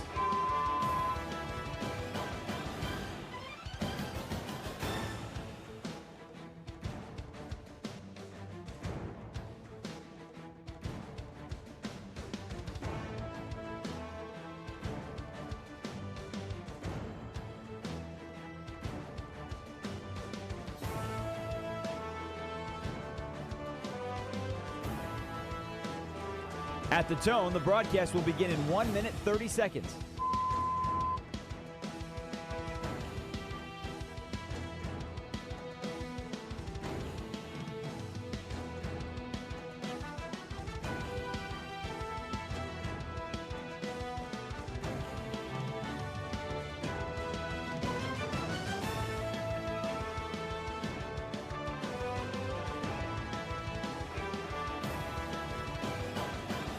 At the tone, the broadcast will begin in 1 minute.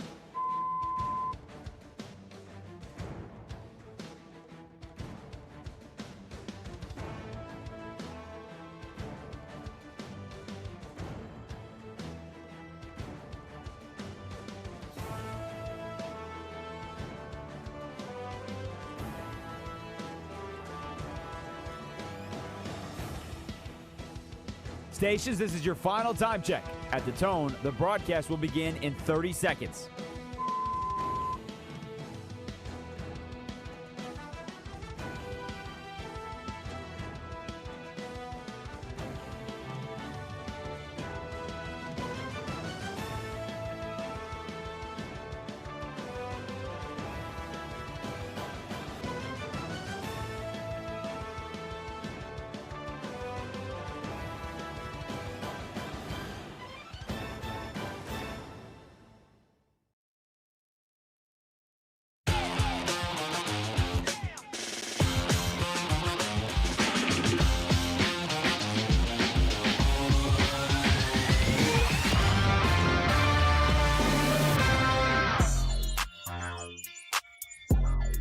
Westwood One Sports presents Lynnell Willingham.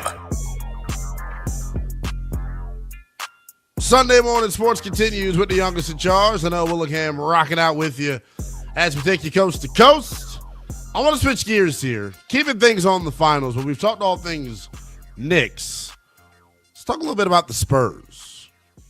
They were the big fat losers last night after leading after the first quarter of all 5 of these games, man. What you saw last night and what you've seen throughout the course of this series, and I hate to say it because I feel like it's an excuse, but the reality is the youth and inexperience was on full display. It was on full display from San Antonio over the course of this series. It just is what it is, man. The youth and inexperience really kind of overtook San Antonio. And it overtook their best player, Victor Wembanyama, as well, man. The missed free throws from him down the stretch again last night. 19 points on 19 shots in a closeout game at home. You just can't have it, man. Stephon Castle, 1 for 10 in a gotta-have-it game. What we saw last night, though, is Dylan Harper's him. And moving forward, Dylan Harper is going to be in the backcourt with Stephon Castle. But we'll get to, Dylan Harper and his excellence in a second. I want to focus in on Giannis here for a second because I think throughout the course of this postseason for Giannis, more than any other star in recent memory, I don't remember, and Carlos, correct me if I'm wrong here, I don't remember the last time we've seen a player's image change as negatively as it has for one Victor Wembanyama. That's the question I want to throw out to you all on the phones. Yes, right? Because it's been crazy here. 310-840-4910. How has your opinion of Victor Wembanyama changed here throughout the course of this NBA postseason and most recently these NBA finals? 310-840-4910. Going into this, it felt like Giannis was being positioned to be the face of the NBA, and more importantly, he was America's sweetheart. He was the belle of the ball. He was a hero. After this final series and going into next year, Victor Wembanyama is going to be viewed as one of the most disliked, villainous players in all of the NBA. That is how the public is going to perceive him. That's just from a character standpoint. From a play standpoint, in terms of how the perception around him has changed. I know a lot of people out there, from reading social media, from taking your calls on this show, to the guests that we have on this program. I think folks after this final series now have way more doubts and reservations about Wemby's ability to be the greatest player of all time someday. I also think that in the short term, the best player in the NBA moniker is vacant. Because of Victor Wembanyama's inability, to me, it's not even, let me backtrack that. To me, it's not even about his inability to get over the hump. It's the simple fact that he came up extremely small. We call a spade from the performance that he had in that 29-point collapse to what he did last night, scoring 19 points on 19 shots in a closeout game. I need more from him. The one thing that I give Wemby credit for, most of the time when he loses, he faces the adversity head on in the postgame. Here is Victor Wembanyama last night after the super tough loss, doing his best to explain what happened and what's next. I think that's compared to anything before. This is the biggest lesson of my life, the biggest learning moment. I can't tell exactly what the lesson is, but we're learning from that for sure. I'm learning more than any other time in my life before. Victor Wembanyama, brutally honest about what he's learned, man. Carlos, did you guys use the awkward audio bite that he had from last night, where he got up from the podium and said, "See you guys never"? He did this very awkward bit at the podium last night, and it was nutty, to say the least. I want your calls, though, on this. 310-840-4910. How has your opinion in the perception of Victor Wembanyama changed here throughout this postseason and most recently here in this finals? 310-840-4910 is the number. Let's go to Jared, who is in Charlotte, wanting to chime in. Jared, good morning. How have the finals and the postseason changed your opinion, your perception of one Victor Wembanyama? Hey, good morning, Lynnell. Thanks for taking my call. I don't think it's really changed all that much. I mean, Jordan lost early in his career in the postseason. LeBron lost early in his career in the postseason, and now they're the greatest of all time. I still think Wemby has the opportunity, the potential to maybe not eclipse those guys, but maybe join them, you know. And so he's got a lot of years ahead of him. I think he's going to dominate and win multiple championships. He's young. I wanted to get back to Jalen Brunson being the greatest Knick of all time thing as well, if you don't mind. I mean, go ahead. Glad you brought something up earlier about different eras. And I know, people don't like to compare eras. It's sometimes difficult. I'm 45 years old, so certainly older than you guys. And I grew up, in the Jordan era, kind of witnessing that transformation of, basketball in the NBA.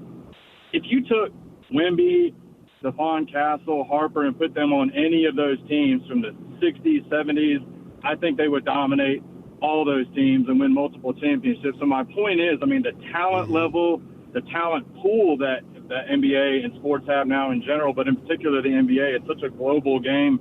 5 of the best players in the league are from other countries.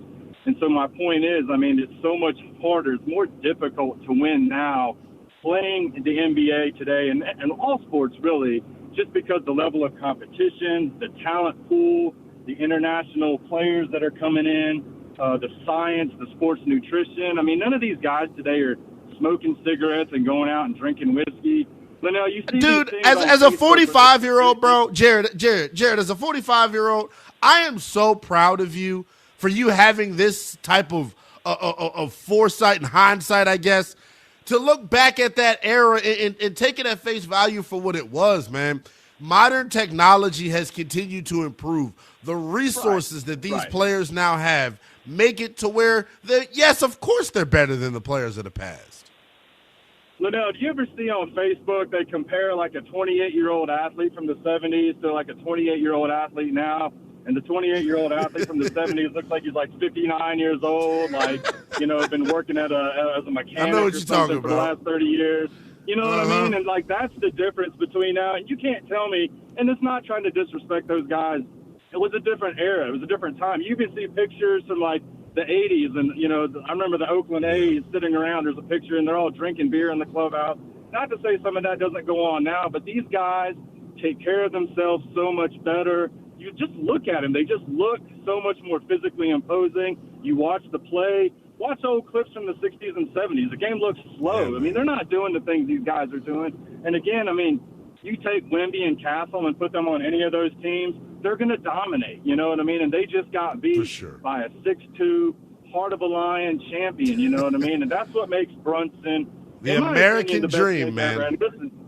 That's right, man. That's right. And he did it the right way. He's a good kid. For sure. He's humble. He recognizes that, you know, he's not as physically gifted and as talented as some of the guys. So he has to work harder, and he put in the work, and it has paid off. And winning is above all the most important thing, especially in New York, man. So yes, as beloved as Ewing is, and, you know, and Oakley and Starks and those guys, they didn't win.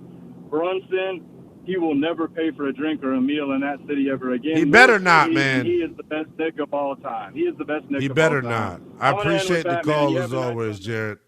You too, brother. Enjoy the weekend, man. Excellent call from our pal Jared out in Charlotte. Has your perception, though, changed on Victor Wembanyama after his postseason performance, and in particular, what we saw from him in the finals?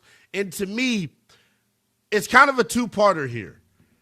Do you view him differently as a person? Because a lot of people, we've heard people call him dirty. We've heard people call him a sore loser. People are now going to start talking negatively about the play on the floor. How is your opinion, how is the perception of one Victor Wembanyama changed here throughout the course of this postseason? Kurt is in Virginia wanting to check in. Kurt, good morning. How is Wemby's perception, in your opinion, on him changed here throughout this playoffs? Well, by the way, greetings, Lynnell. Let me say before I get going, I called in once before, and you embrace an approach which not all your colleagues do, and you let your callers get out a complete thought before you say anything, and I like that. Yeah, so anyway, course, my perception of him was a nice young guy, very talented, and obviously attributes to lend itself to basketball. But then the reality came to strike, and it was my fault, not his. He's a young man who has to mature. I suspect in the future he won't be won't display the nature he did this time. I think his future is bright for him, and this will help him in his growing process. The question of the all-time great Nick, the first basketball game I went to was at the Baltimore Civic Center with the Knicks and the Baltimore Bullets. And so that's when I got introduced to basketball. Really, I grew up in Detroit playing hockey. And I'll tell you, it's exciting to see what's going on in basketball today, except I'll say this. I don't like the three-point shot. I miss the days of Bird and Magic. I really do. You want to see him pounded, man, for sure. Yeah, it was. But I was going to say it's got to be Willis Reed or Walt Frazier to me, the two greatest all-time Knicks. Two good answers. I appreciate the call as always, brother. You enjoy the rest of the weekend, my friend. Final hour of power coming smack at you right here on Sunday Morning Sports with the youngest in charge, Lynnell Willingham. How is your perception of one Victor Wembanyama? How has your opinion of Wemby changed here throughout the course of this postseason, most recently throughout the course of the finals? 310-840-4910 is the number. We'll take your calls on that, plus bring you the final hour of power next here on Westwood One Sports. This is Westwood One Sports.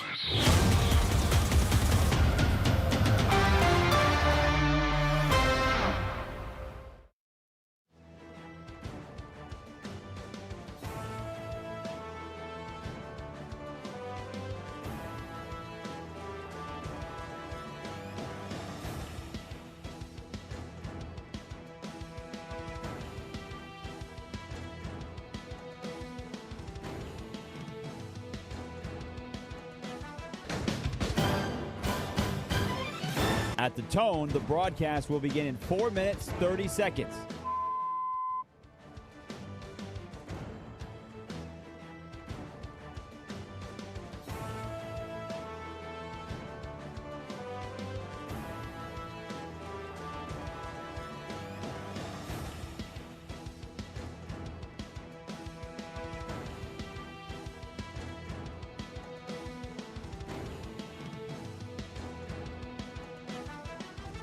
At the tone, the broadcast will begin in 4 minutes.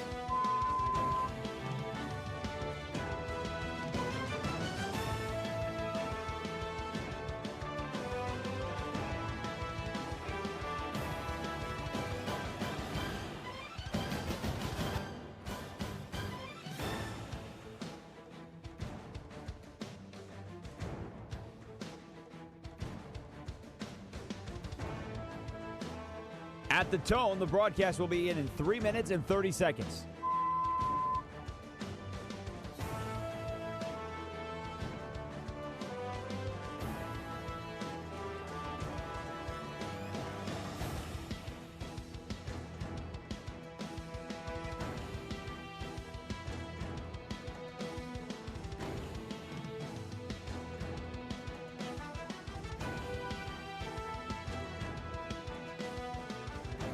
At the tone, the broadcast will begin in 3 minutes.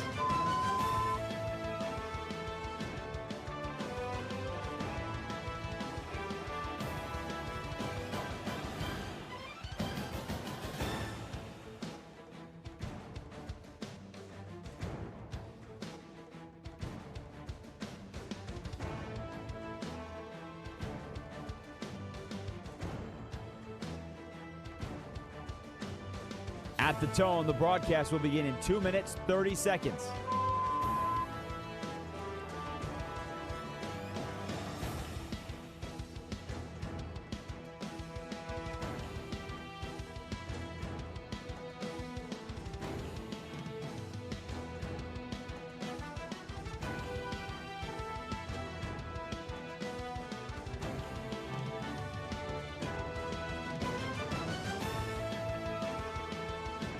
At the tone, the broadcast will begin in 2 minutes.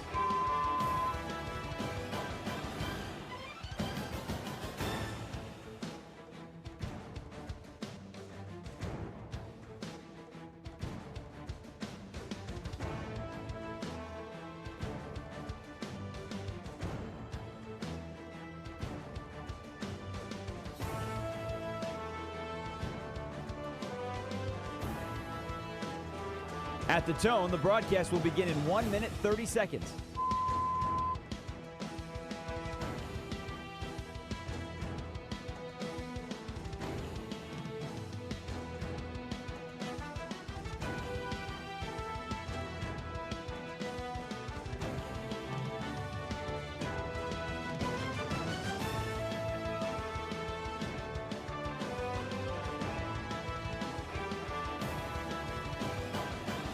At the tone, the broadcast will begin in 1 minute.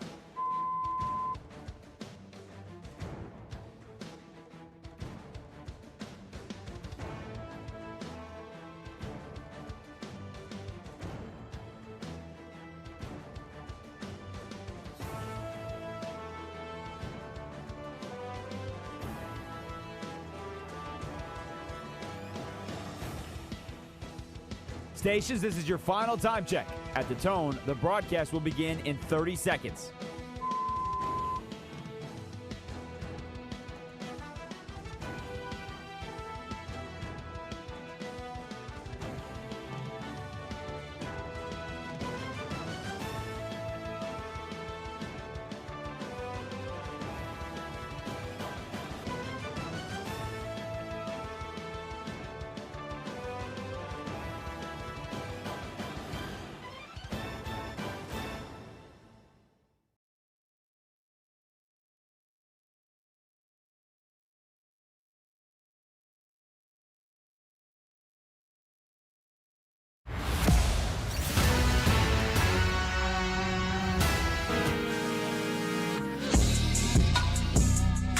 Westwood One Sports presents Lynnell Willingham.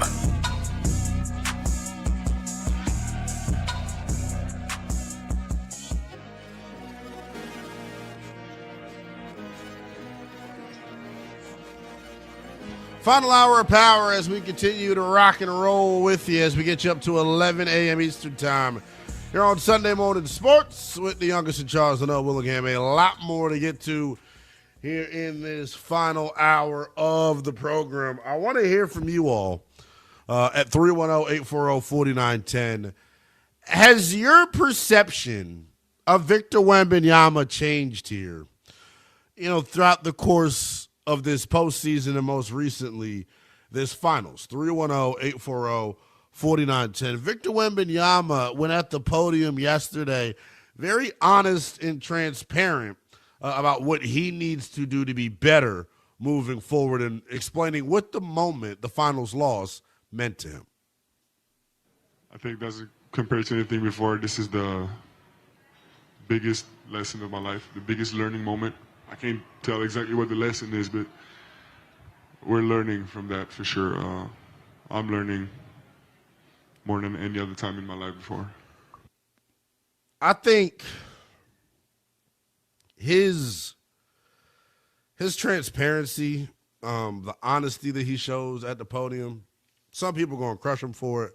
I'm not. I want to read you all a transcript from him from last night.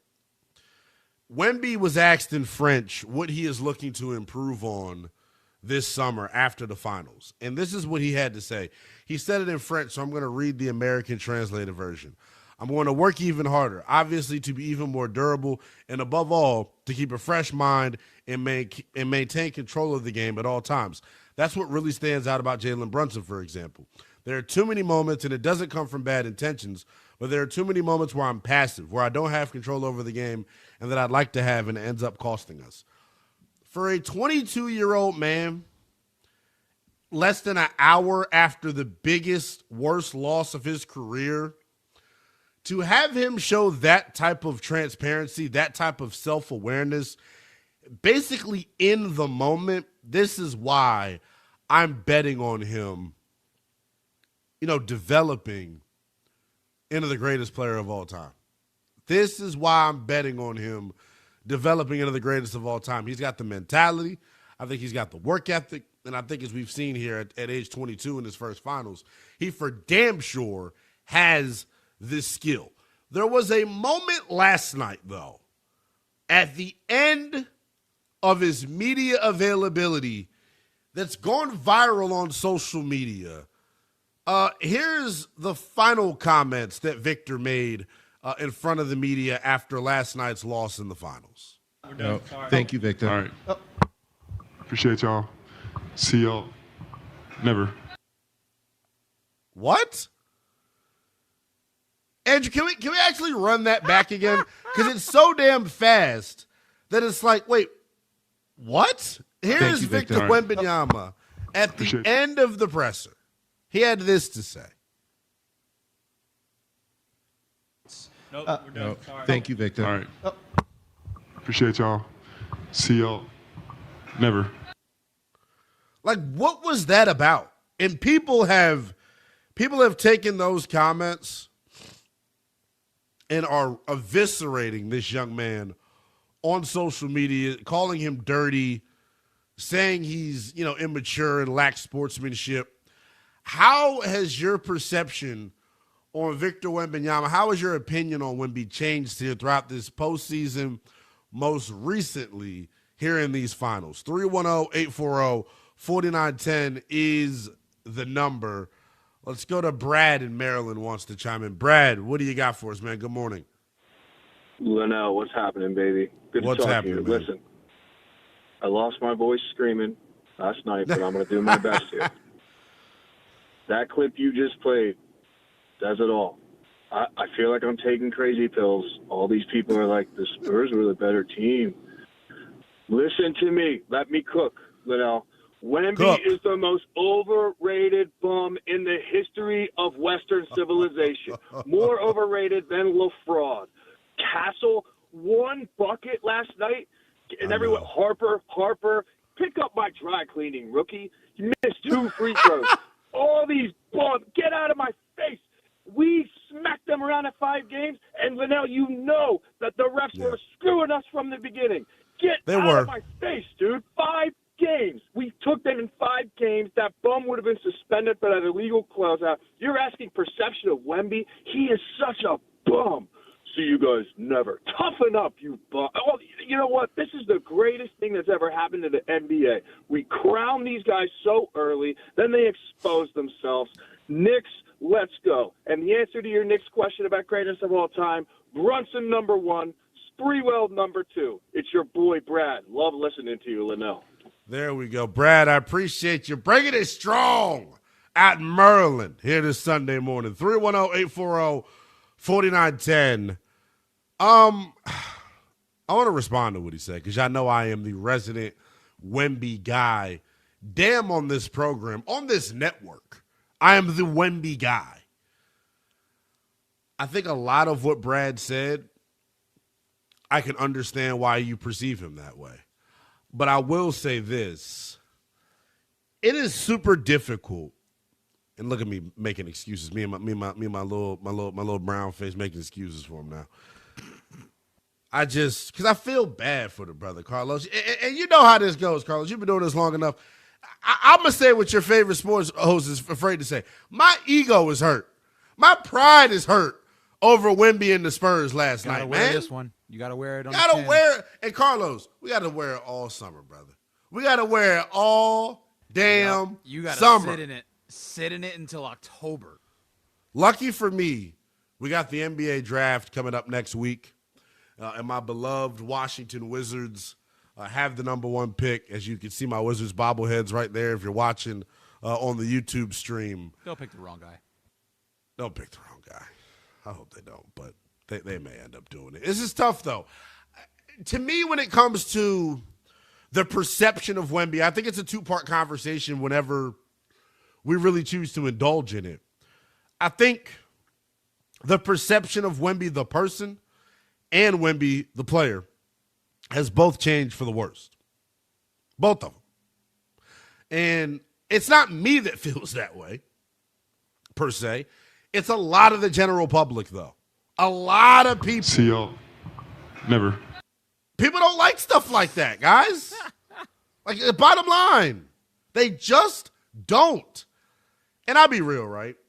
I'm seeing a reaction on social media. By the way, you can keep the conversation rolling with me on social media. Same handle on each and every platform. It is at NELL_BTP.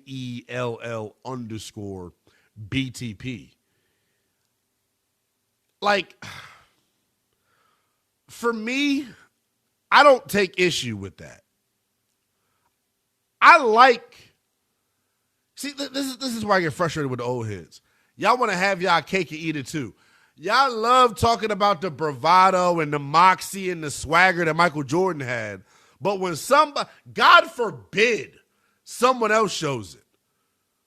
God forbid someone else shows a little bit of charisma. God forbid someone else shows a little bit of, a flamboyance. You all crush them for it. I want to talk about Wemby the person for a second because I think he's misunderstood. Do y'all hear how soft-spoken he is? Do y'all hear the humility that he speaks with? Y'all keep talking about he's arrogant, he's cocky. I had a buddy all yesterday. He kept comparing him to a damn French fry because he's so damn long and lanky, and he's from France. He was like, that damn French fry. It was the funniest thing ever, honestly. But, I don't get how the public perception of him as a person could change. People are calling him dirty. I don't think he's dirty. If you've played basketball really at any level, I'm going to use LA Fitness, for example, something that's relatable for all of us. When I'm at LA and I'm guarding somebody and it's me and another big man down low, and we're bumping and grinding and jockeying for positioning, and I give him a little shove, that don't make me dirty. That means I'm not going like that. What do you mean you're not going like that, Lynnell? What young, early 2000s jargon is that? When a brother or sister says he or she is not going like that, they're not letting you get one over on them. You're not going to punk Victor Wembanyama. You're not. So the putty cat, Carl Anthony, meow, he can do all of that he wants and whine and complain and make all these stupid faces after he gets called for fouls. But, brother, I've watched possessions where he's off the ball grabbing Wemby's entire arm on drives. Yet people are mad that Wemby threw an elbow. Wemby tried to mush Brunson. Wemby, every reaction that you see to me, is the byproduct of the beatdown that he's taken throughout this postseason. And I loved, like I keep saying, I go back to his transparency. I love how real he is in terms of him understanding and having the self-awareness of what he clearly needs to get better at this summer. I love that about him. I do. Because you bet your ass, man. This is what y'all better get him now. This is how I would describe Victor Wembanyama. For all y'all Bammers out there that feel as if now that he's lost the finals, oh, he's a bum, oh, he's this, oh, he's that. Y'all better get him now. Because when the brother start eating them ham bones and them smoked turkey necks and them collard greens and that San Antonio soul food, and he puts some weight on his body, he is going to be unstoppable. So go ahead. Get him now while you got him. Take advantage while you can. Because he may have lost in his first go-round ever in the NBA Finals, but you can bet your ass Victor Wembanyama, in his greatness, in his spot, at the top of the food chain in the NBA, he's not going anywhere. Better get used to it. What they say? If you can't beat them, join them. I don't think Wemby's going to be joining the Knicks, but you get what I'm saying. I don't think he's going anywhere. I don't. The question is now for San Antonio, how do you pick up the pieces? What is next for this group? What is next for this organization? I want to continue to hear from you, though, man. 310-840-4910 is the number here on Sunday Morning Sports with the youngest in charge. How has your perception, how is your opinion of one Victor Wembanyama as a player and as a person, how has it changed throughout the course of this postseason and most recently here in this NBA Finals? 310-840-4910 is the number. Dave is in Buffalo wanting to check in. Dave, good morning to you, my man. Welcome in. Good morning to you, too, and thanks for taking my call. Yes, sir. I would say my perceptions of Wemby haven't changed at all. Before the final began, I thought he's incredibly talented and he's incredibly young. It actually speaks a lot to him that we can even have these premature GOAT conversations about him. The part of being the greatest of all times is that you have to put a lot of time in.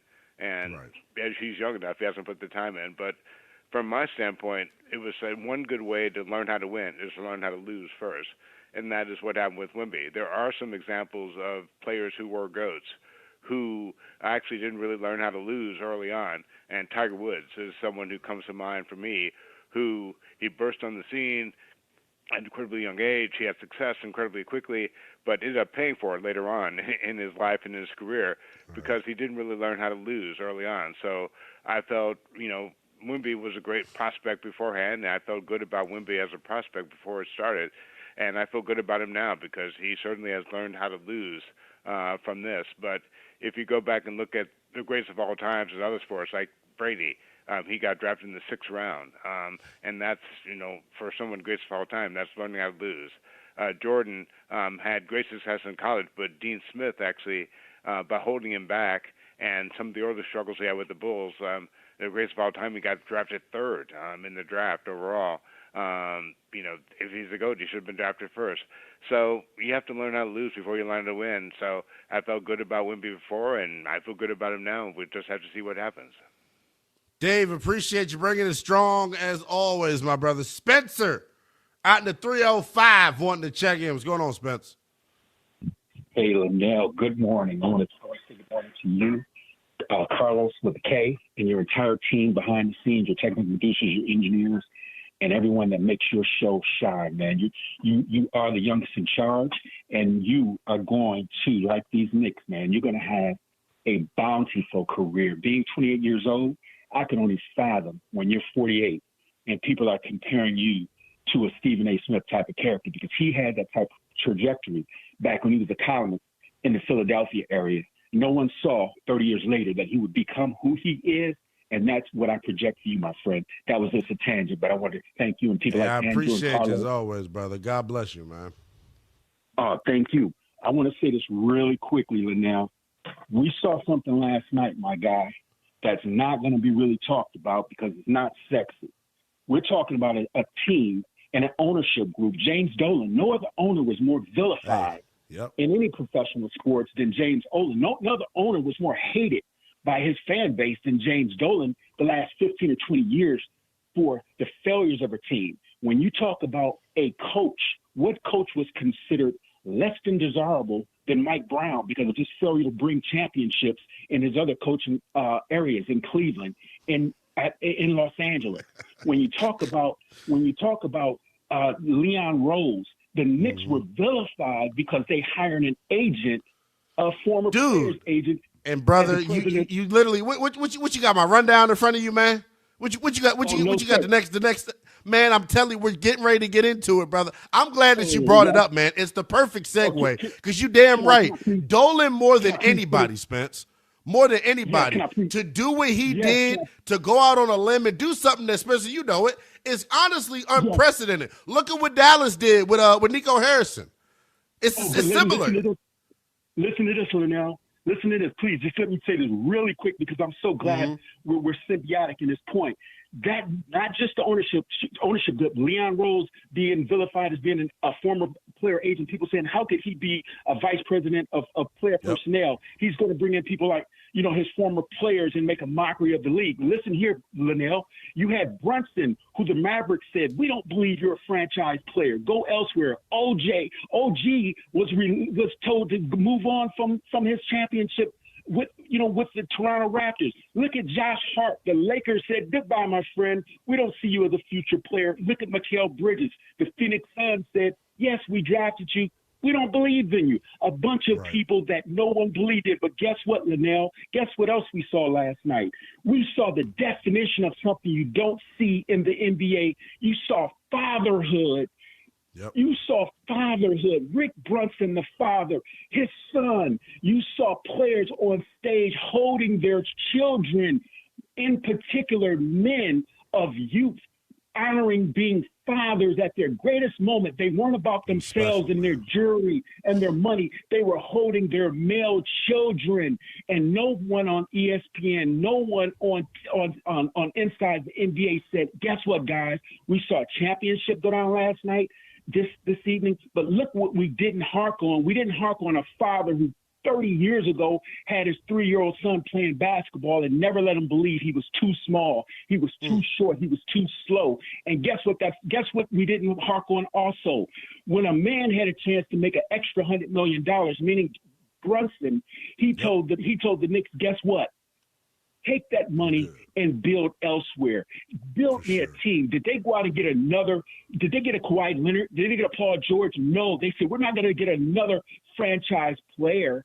We're going to get a bunch of parts that will make an engine. You can't have an engine without pistons, without gaskets. It takes individual parts to make a powerful engine, and that's what Brunson and his father said. We don't need a Kawhi Leonard. We don't need a Dwayne Wade to a Shaq or that type of thing. We want to bring in a core group of players who were told elsewhere they weren't good enough, and together those individual fingers form.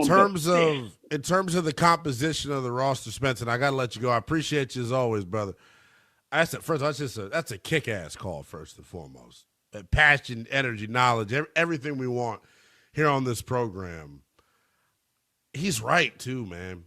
I mean, he hit it right on the head, especially with the point about Leon Rose, man. And I want him to continue to get his flowers as we celebrate the New York Knicks atop the basketball world for the first time in 53 years. Thursday, New Yorkers, is when the parade is going to be. Fingers crossed. Seriously, when I say this, God bless everybody out there. Hopefully nobody acts a damn fool and everyone's able to safely enjoy the New York Knicks being back atop of the basketball world. Spencer transitioned us beautifully here. We'll take a quick timeout. When we come back, I want to let you hear from the owner of the New York Knicks, one James Dolan, an impassioned plea in statement to the New York faithful last night postgame. We'll hear from James Dolan next. In Omaha, there's no tomorrow. The College World Series, where dreams are realized and seasons come to an end. Hear every pitch, every historic moment on the Westwood One Sports app. Westwood One Sports.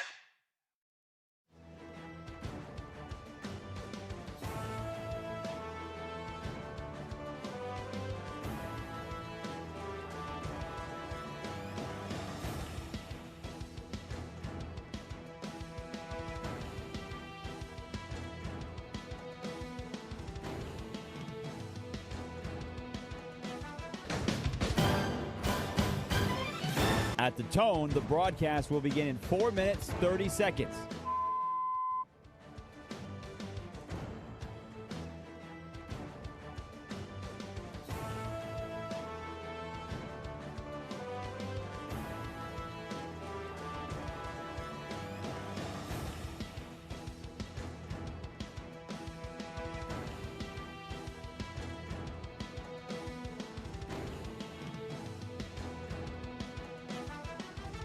At the tone, the broadcast will begin in 4 minutes.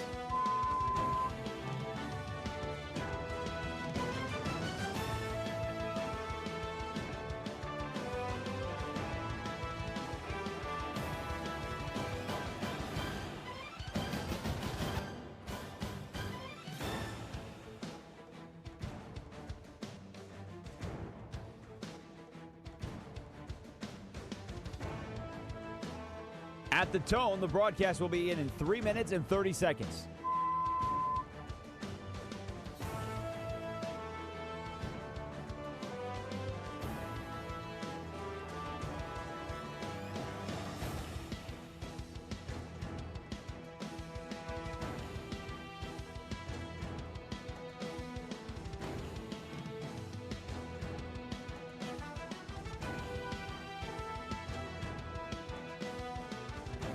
At the tone, the broadcast will begin in 3 minutes.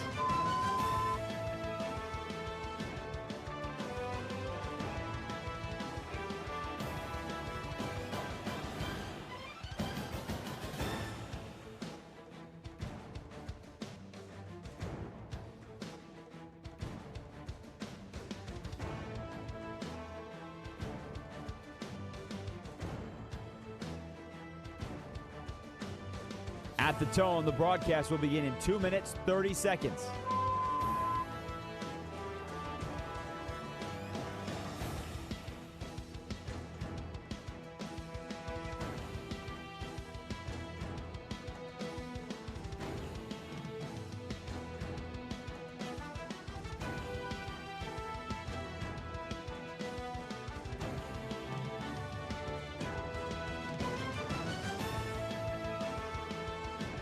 At the tone, the broadcast will begin in 2 minutes.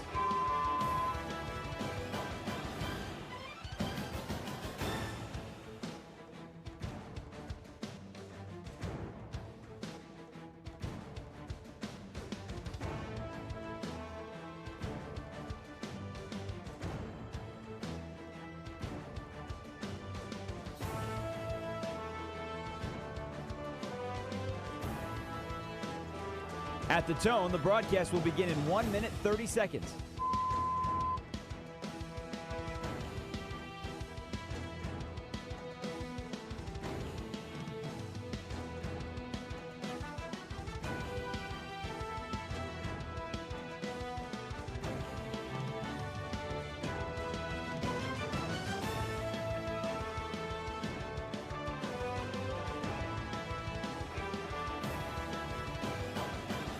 At the tone, the broadcast will begin in 1 minute.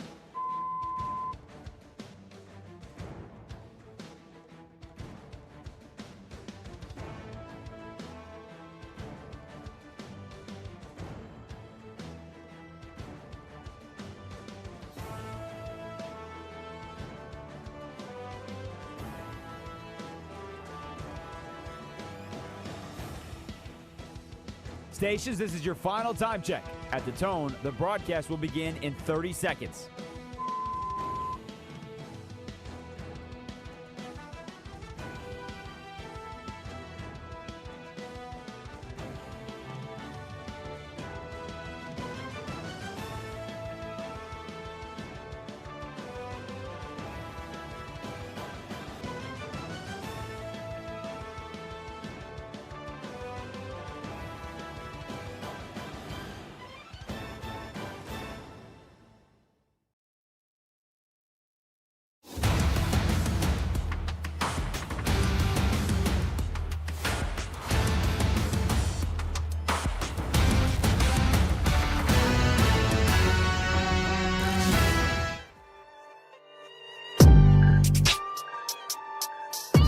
Westwood One Sports presents Lynnell Willingham. It doesn't get more New York than this, does it? She like the way I win. She like the way I hoop. She like the way I front. She like the If way anyone I didn't realize that Carlos with a K he was pushing 40. there is your logic. There is your reasoning right there. Lynnell Willingham rocking out with you here on Westwood One Sports, Sunday morning sports. You know how we get down each and every weekend here on the network as we get you up to 11 a.m. Eastern time. About a half hour left to go in this installment of the program. But all things, I'm sorry, Carlos, you got to correct me here after I do this terrible bit that I've done really since the Knicks got on their heater. Mm-hmm. Is it, let me tell you a little something about the Knicks. I love saying very close, very close. So this is so what is it? I know I'm saying it wrong, but I like my version better. Your version makes a lot of sense. It's very funny. But for those uninitiated, there is a social media channel called Side Talk where they get a bunch of random New York things in really aggressive New York tones. But the one guy that you're referencing, he goes to the camera. He's like, let me ask you something, little KD. Don't you regret not coming to the Knicks? Don't you regret not coming to the Knicks? Because KD famously said that the reason why he didn't want to go to the Knicks is nobody looks at the Knicks. They're not cool. Well, they're cool now. About to say, they went from being not cool, what's the saying, to the belle of the ball, man. The New York Knicks From back classy. atop the basketball world. Yes, sir. Huh. I'm classy. I got plenty of lotion, baby. So I'm about to say, man. Don't you regret not coming to the Knicks? Don't you regret not coming to the Knicks? Can't play the rest of that. I'm about to say, yeah, right. Shout out to Andrew getting it for us, man. It is a soundbite, though, guys. Guys, it's a soundbite that's going to live in infamy. New York on top of the basketball world. Jalen Brunson, a historic performance last night. 45 points in a closeout game in the finals, man. Joining Giannis and MJ, man, as the greatest closeout performances in the history of the NBA Finals. His 15-point fourth quarter, most in a finals closeout game since Michael Jordan. So everything turning up, Knicks. We've been talking about them for the majority of the show. As we finish things up here, I do want to look at things from the vantage point, from the perspective of Giannis Antetokounmpo. Not Giannis. Victor Wembanyama. Isn't that crazy? I just mixed up my foreign bigs.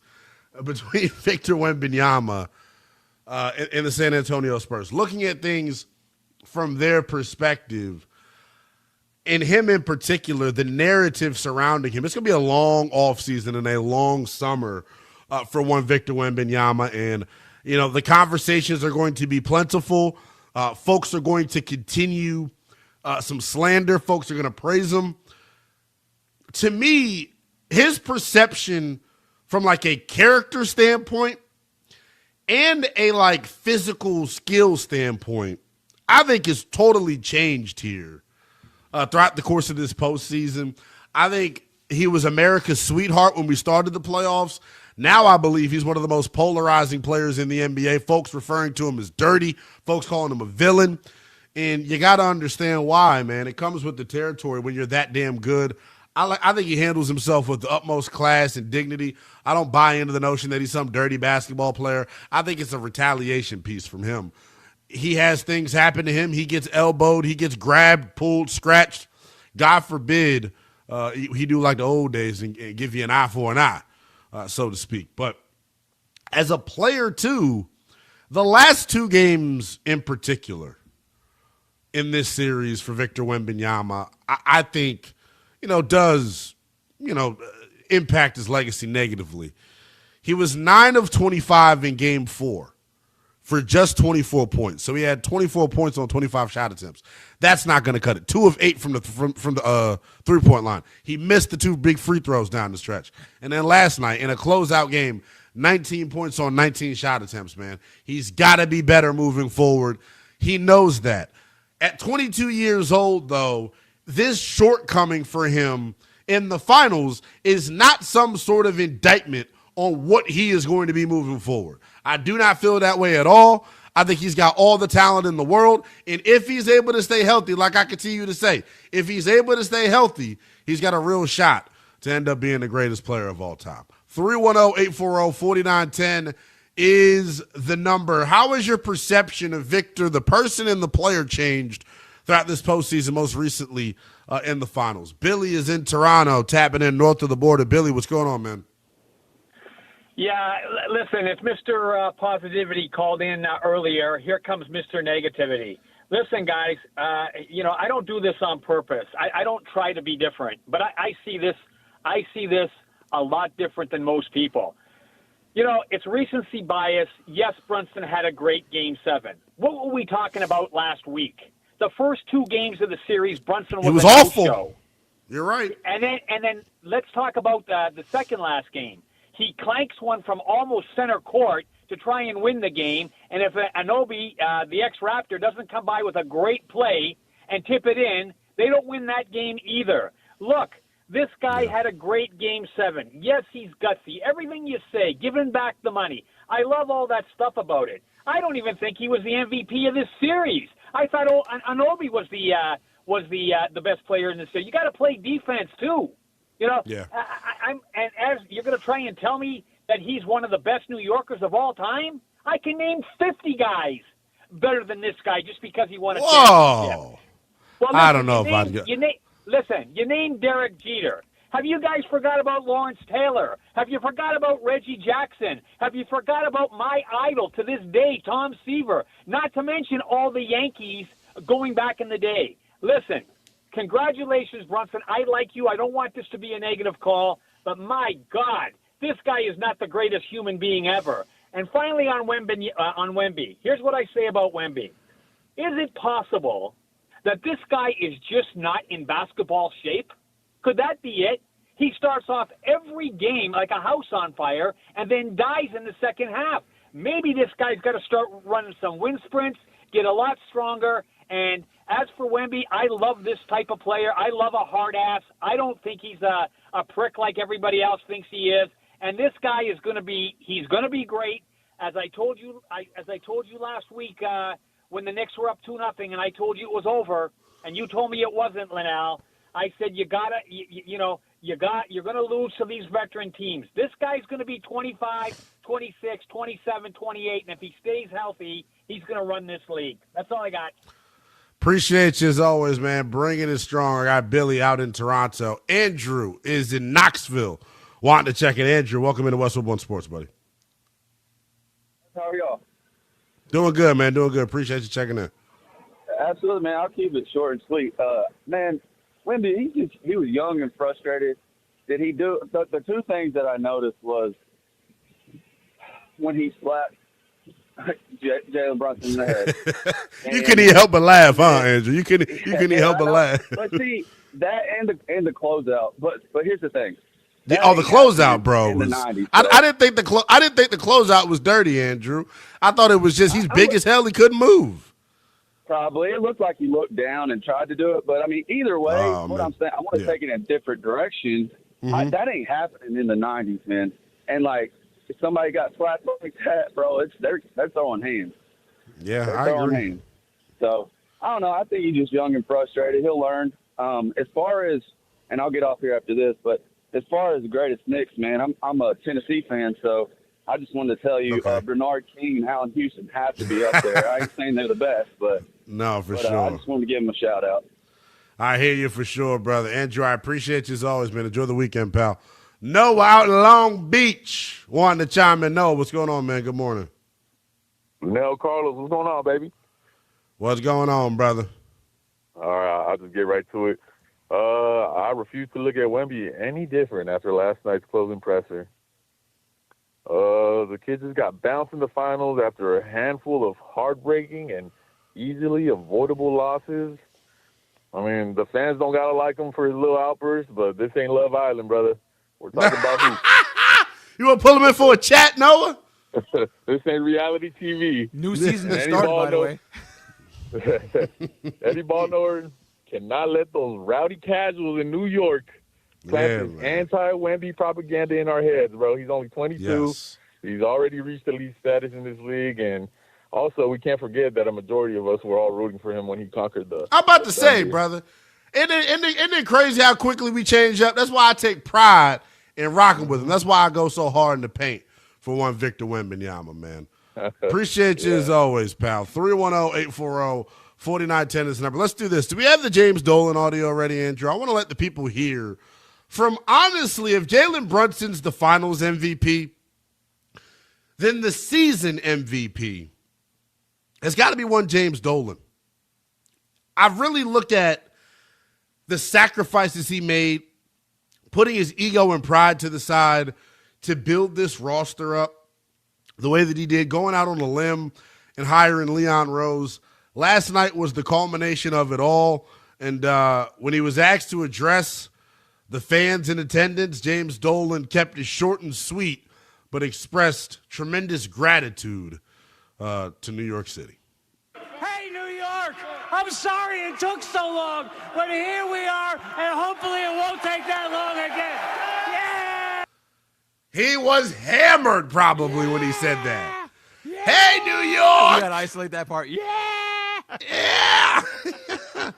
But no, man, he deserves... Yeah!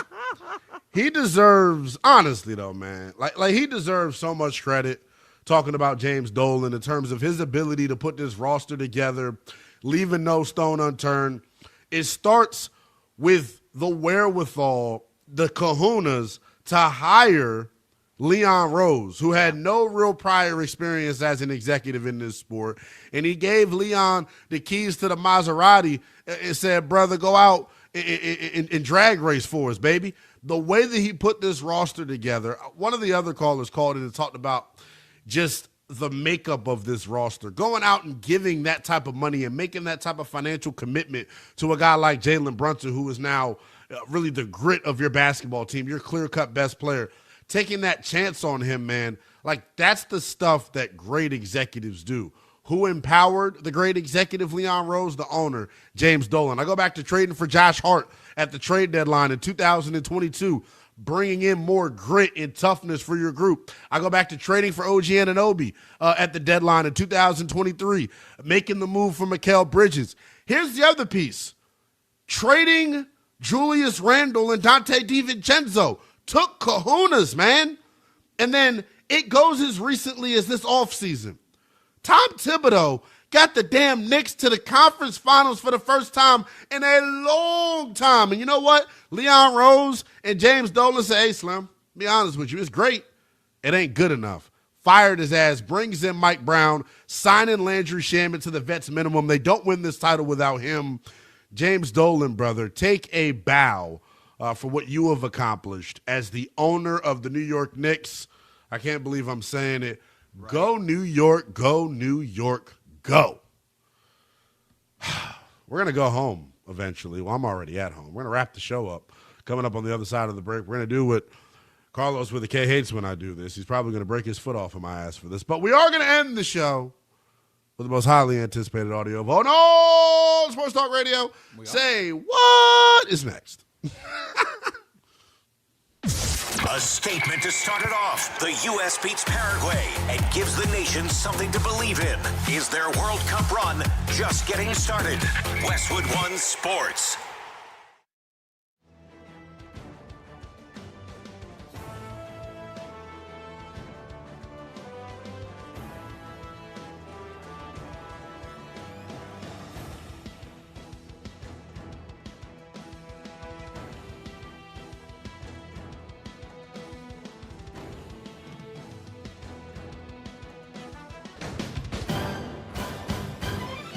At the tone, the broadcast will begin in 4 minutes, 30 seconds.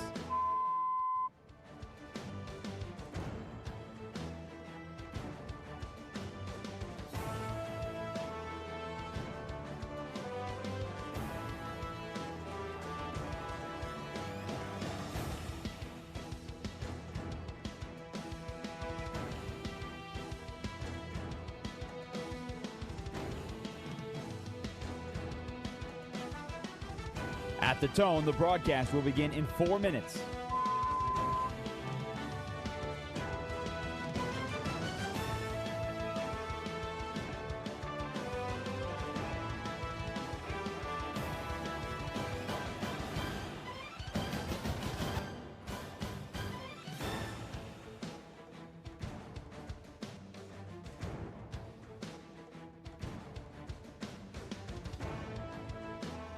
At the tone, the broadcast will begin in 3 minutes and 30 seconds.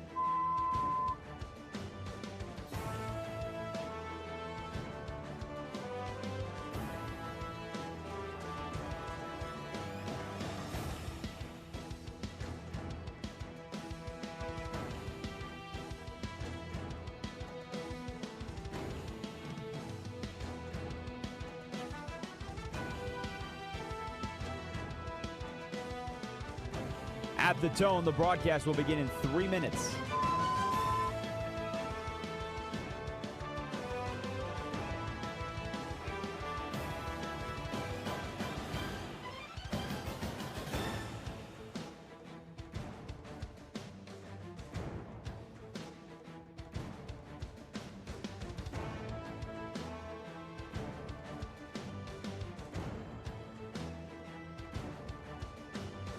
At the tone, the broadcast will begin in 2 minutes, 30 seconds.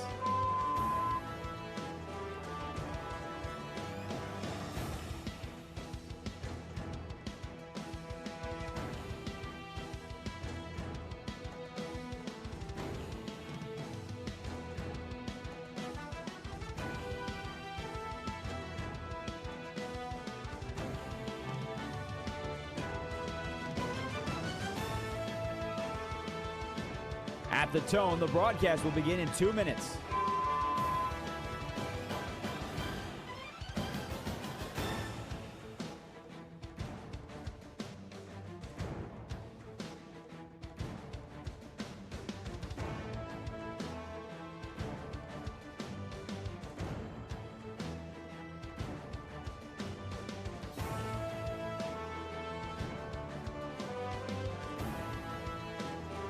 At the tone, the broadcast will begin in 1 minute, 30 seconds.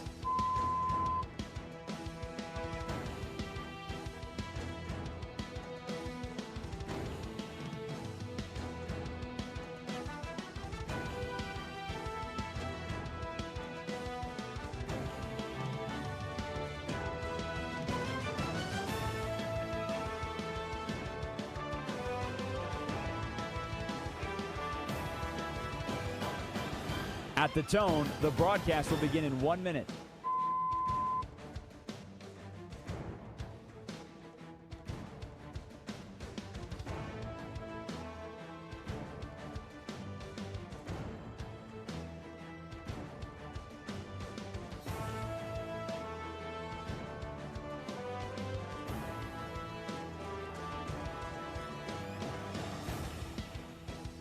Stations, this is your final time check. At the tone, the broadcast will begin in 30 seconds.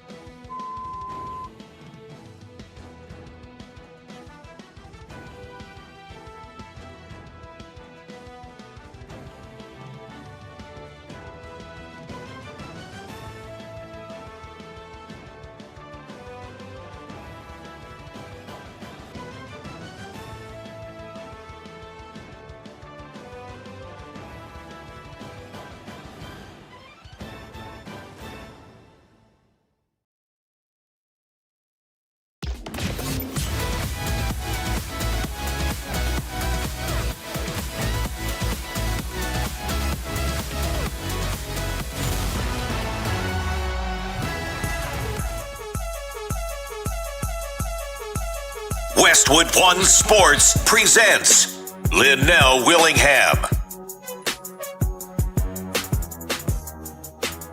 What a show it has been, man. Appreciate you all locking in the way that you do each and every weekend here on Saturday and Sunday morning sports with the youngest in Charles and Willingham as we take you from 8 a.m. to 11 a.m. Eastern time. Wow. It hasn't set in any more than what it was 3 hours ago when we kicked this bad boy off. The New York Knicks are back atop the basketball world. Jalen Brunson, your finals MVP, 45-point performance in a gotta-have-it situation, backs against the wall. Most points ever by a Knick in a NBA Finals game. Jalen Brunson better be eaten for free for life in the city of New York, man. All right, let's do this. Sure. We let you hear some of the best audio from the NBA Finals. Oh, but there's more. You'll hear it now. The most highly anticipated power ranking segment.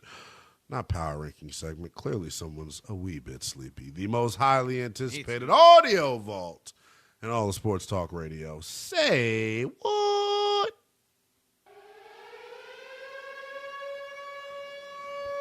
They are who we thought they were. We in here.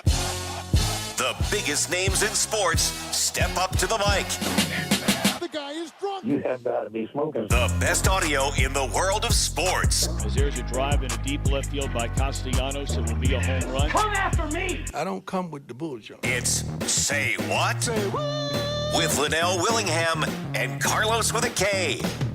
Damn straight. And we'll start off Say What with probably one of the more suspect quotes that I've heard in quite some time. I know Lynnell knows this because he is a cool young jive turkey, as the kids say. I'm kidding. No kid ever says that. But Lynnell is definitely down and hip with the local youths. Fat Joe might be a narc in disguise because he definitely is trying to sound down. Brother, you stick out like a sore thumb. Here's Fat Joe on some pre-show thing. I don't know who the hell he was talking to, but if you don't know what a hot dog is, I'm going to introduce you to the hot dog's nickname of what's in New York they call hot dogs. And again, it's very suspect. Here's Fat Joe. But let me tell you something about San Antonio, what they don't have. Glizzies. Oh, boy. They got tacos. They don't got hot dogs, man. Come on, out there all around looking for a glizzy. They don't have a glizzy. You can't be eating glizzies out here, Fat Joe. Come on, man. That gets you in trouble, bro. They forced me to eat tacos, man. I'm telling you, extra hot sauce. It's crazy out here. We love you, Latinos, San Antonio. Thank you for being so nice to us. But we taking this thing home. And let me tell you something. I'm on a plane with a bunch of white people, but we're about to turn that into the soul plane. Congratulations. He's trying to recover Holy from cow. that glizzy conversation, man. You can't, bro. You can't double down on the glizzy talk. You gotta love not so Fat Joe. Like Right, he's medium Joe. Medium Joe, yeah. He's amazing though, man. By the way, when I knew we were gonna play this audio, real quick, Carlos. I know we got some other audio to get to. There's one way to make a hot dog: ketchup, mustard, diced onions. Ooh. I go chili. Okay. And I'm calling it a day. Ketchup and mustard though for sure. Listen, I like the fact that you're even now able to branch out to the diced onion and the chili because my wife thinks a hot dog is literally the bread, the meat, and the ketchup, and that's it. I'm from Chicago where we drag that mug through the garden. So ketchup, I'll put ketchup. That's me being a little extra, but mustard, relish, onion, tomato, little sport pepper if I'm feeling crazy, which I'm really not going to do so. Celery salt, the giardinaria, I can never pronounce that green crap. It's like what about cream stuff. Cheese? Hell no. No? Cream cheese belongs on my bagels and nothing else. Maybe crab rangoon, that's it. But no, nowhere near a hot dog. But yeah, my hot dog needs to be plentiful. Mad veggies in there. And that'll offset the fact that I'm eating a glizzy, as Fat Joe pork says. stick. Mad suspect. All right, let's go to one of the stars in this Knicks postseason run. Came through clutch multiple times, and he's a big contributor of why they're going to have a parade here on Thursday in New York City, where it will be the least productive day in New York City history. Schools, work, everything getting shut down. If you're in the stock market... School's not out yet? I mean, if it is, it's getting canceled. Nobody is doing anything on that Thursday, and quite possibly that Friday. You might not see me here until next Monday. OG Anunoby, he spoke with Scott Van Pelt on SportsCenter ESPN after the game. Here's OG and SVB going back and forth on the Knicks parade on Thursday. At some point, there's going to be a parade, and I can't even imagine it. But to be able to give them that and to share it with them when you get back to that city, what do you imagine that'll be like? I think it'll be crazy. I don't even know how it'll go. Like, it's going to be amazing. It's going to be rowdy. They're going to be everywhere. They're going to be loud. They're going to be setting cars on fire. It's going to be crazy. Well, I hope not. Let's not do that. There's no need to light anything. Maybe not cars on fire. Yeah, let's not do that. A car on fire, never mind. Please don't do that. Don't do that. Please, no one do that. The sad part about it, they did. He's serious. No, they did. He's serious. They I already probably saw a car gonna on set fire. Cars on fire. That's amazing. So I hopefully saw no another one video, jumps car, off a dude just pole or anything dancing on the stupid. car, like all the windshield's completely cracked, says Knicks on it. Like, if you parked outside, nah, you just say goodbye to your car. Hope you got Just all stay safe, New Yorkers. That's all I would say. That's all I ask. Stay safe. Yeah, stay safe, and not Allstate. In fact, Say What is sponsored by Progressive Insurance, protecting your business vehicles 24/7. You see if you could save at progressivecommercial.com. You're going to need Progressive after the parade, because if your car's out there, it's getting turned into a cube. All right, last one here. I played this Keep me away earlier. from mayhem. I had the opportunity to sit in for Elijah Campbell because we had no idea who was covering him, so I took care of that for 2 hours. We played a little bit of Doc Rivers. Lynnell, I wanted an opportunity to play this for you because I think it's very fascinating, and we're quick to anoint teams before they actually do anything. We thought the Thunder would win 2, 3 straight, 4 straight. They got one, and they can bounce in the Spurs next year. Spurs, we anointed them. They didn't get it done this year. Here's Doc Rivers. He spoke with Stephen A. Smith on his SiriusXM show a couple days ago. In regards to not taking anything for granted, nothing is promised. Well, their future is bright, but there's no guarantees. I always go back to when Miami beat Oklahoma City. I remember Mike Breen saying on the air, well, Oklahoma City will be here every year. It took them 20 years to get back. You know, you just can't, you can never take things for granted. With trades, free agencies, injuries, and I always use the band theories. You know, why aren't they? They're great bands that last forever because somebody gets jealous, somebody wants to be the man, and things change. You just never know. So when you got a chance, Stephen A., you better take advantage of it. It may be, you may have a bunch more, but this may be the only one. I doubt that. With Wemby, they have a hell of a future. They do. Well said. I don't think it's premature to say that they're going to be back. I don't think it's overstating it to say that they're going to be back. When you've got a guy like Victor Wembanyama, if he's able to stay healthy, and that's the key caveat, right? Yeah. It's not going to be perfect, but damn it, it'll sure be worth it, man. Congratulations to the Knicks, though, man. New Yorkers, you deserve it. For the first time in 53 years, the Knicks back atop the NBA mountain, man. Jalen Brunson getting it done, your finals MVP. And according to a lot of our callers here this morning, now the greatest New York Knick of all time. That is going to do it, though, for another installment of Sunday Morning Sports with the youngest and Charles and Willingham. Appreciate you all being here per usual. Thank you to our to the new blood. Our guy Andrew behind the glass taking your calls. Yeah, good job, Thank bud. you to our guy Carlos with a K. Thank you for all of your calls, man. Shout out to the New York Knicks as they get it done. Jalen Brunson, now the king of New York, probably going to get all the bacon, egg, and cheeses he wants for life for free. Back with you tomorrow on Westwood One Sports Night. Be well. This is Westwood One Sports.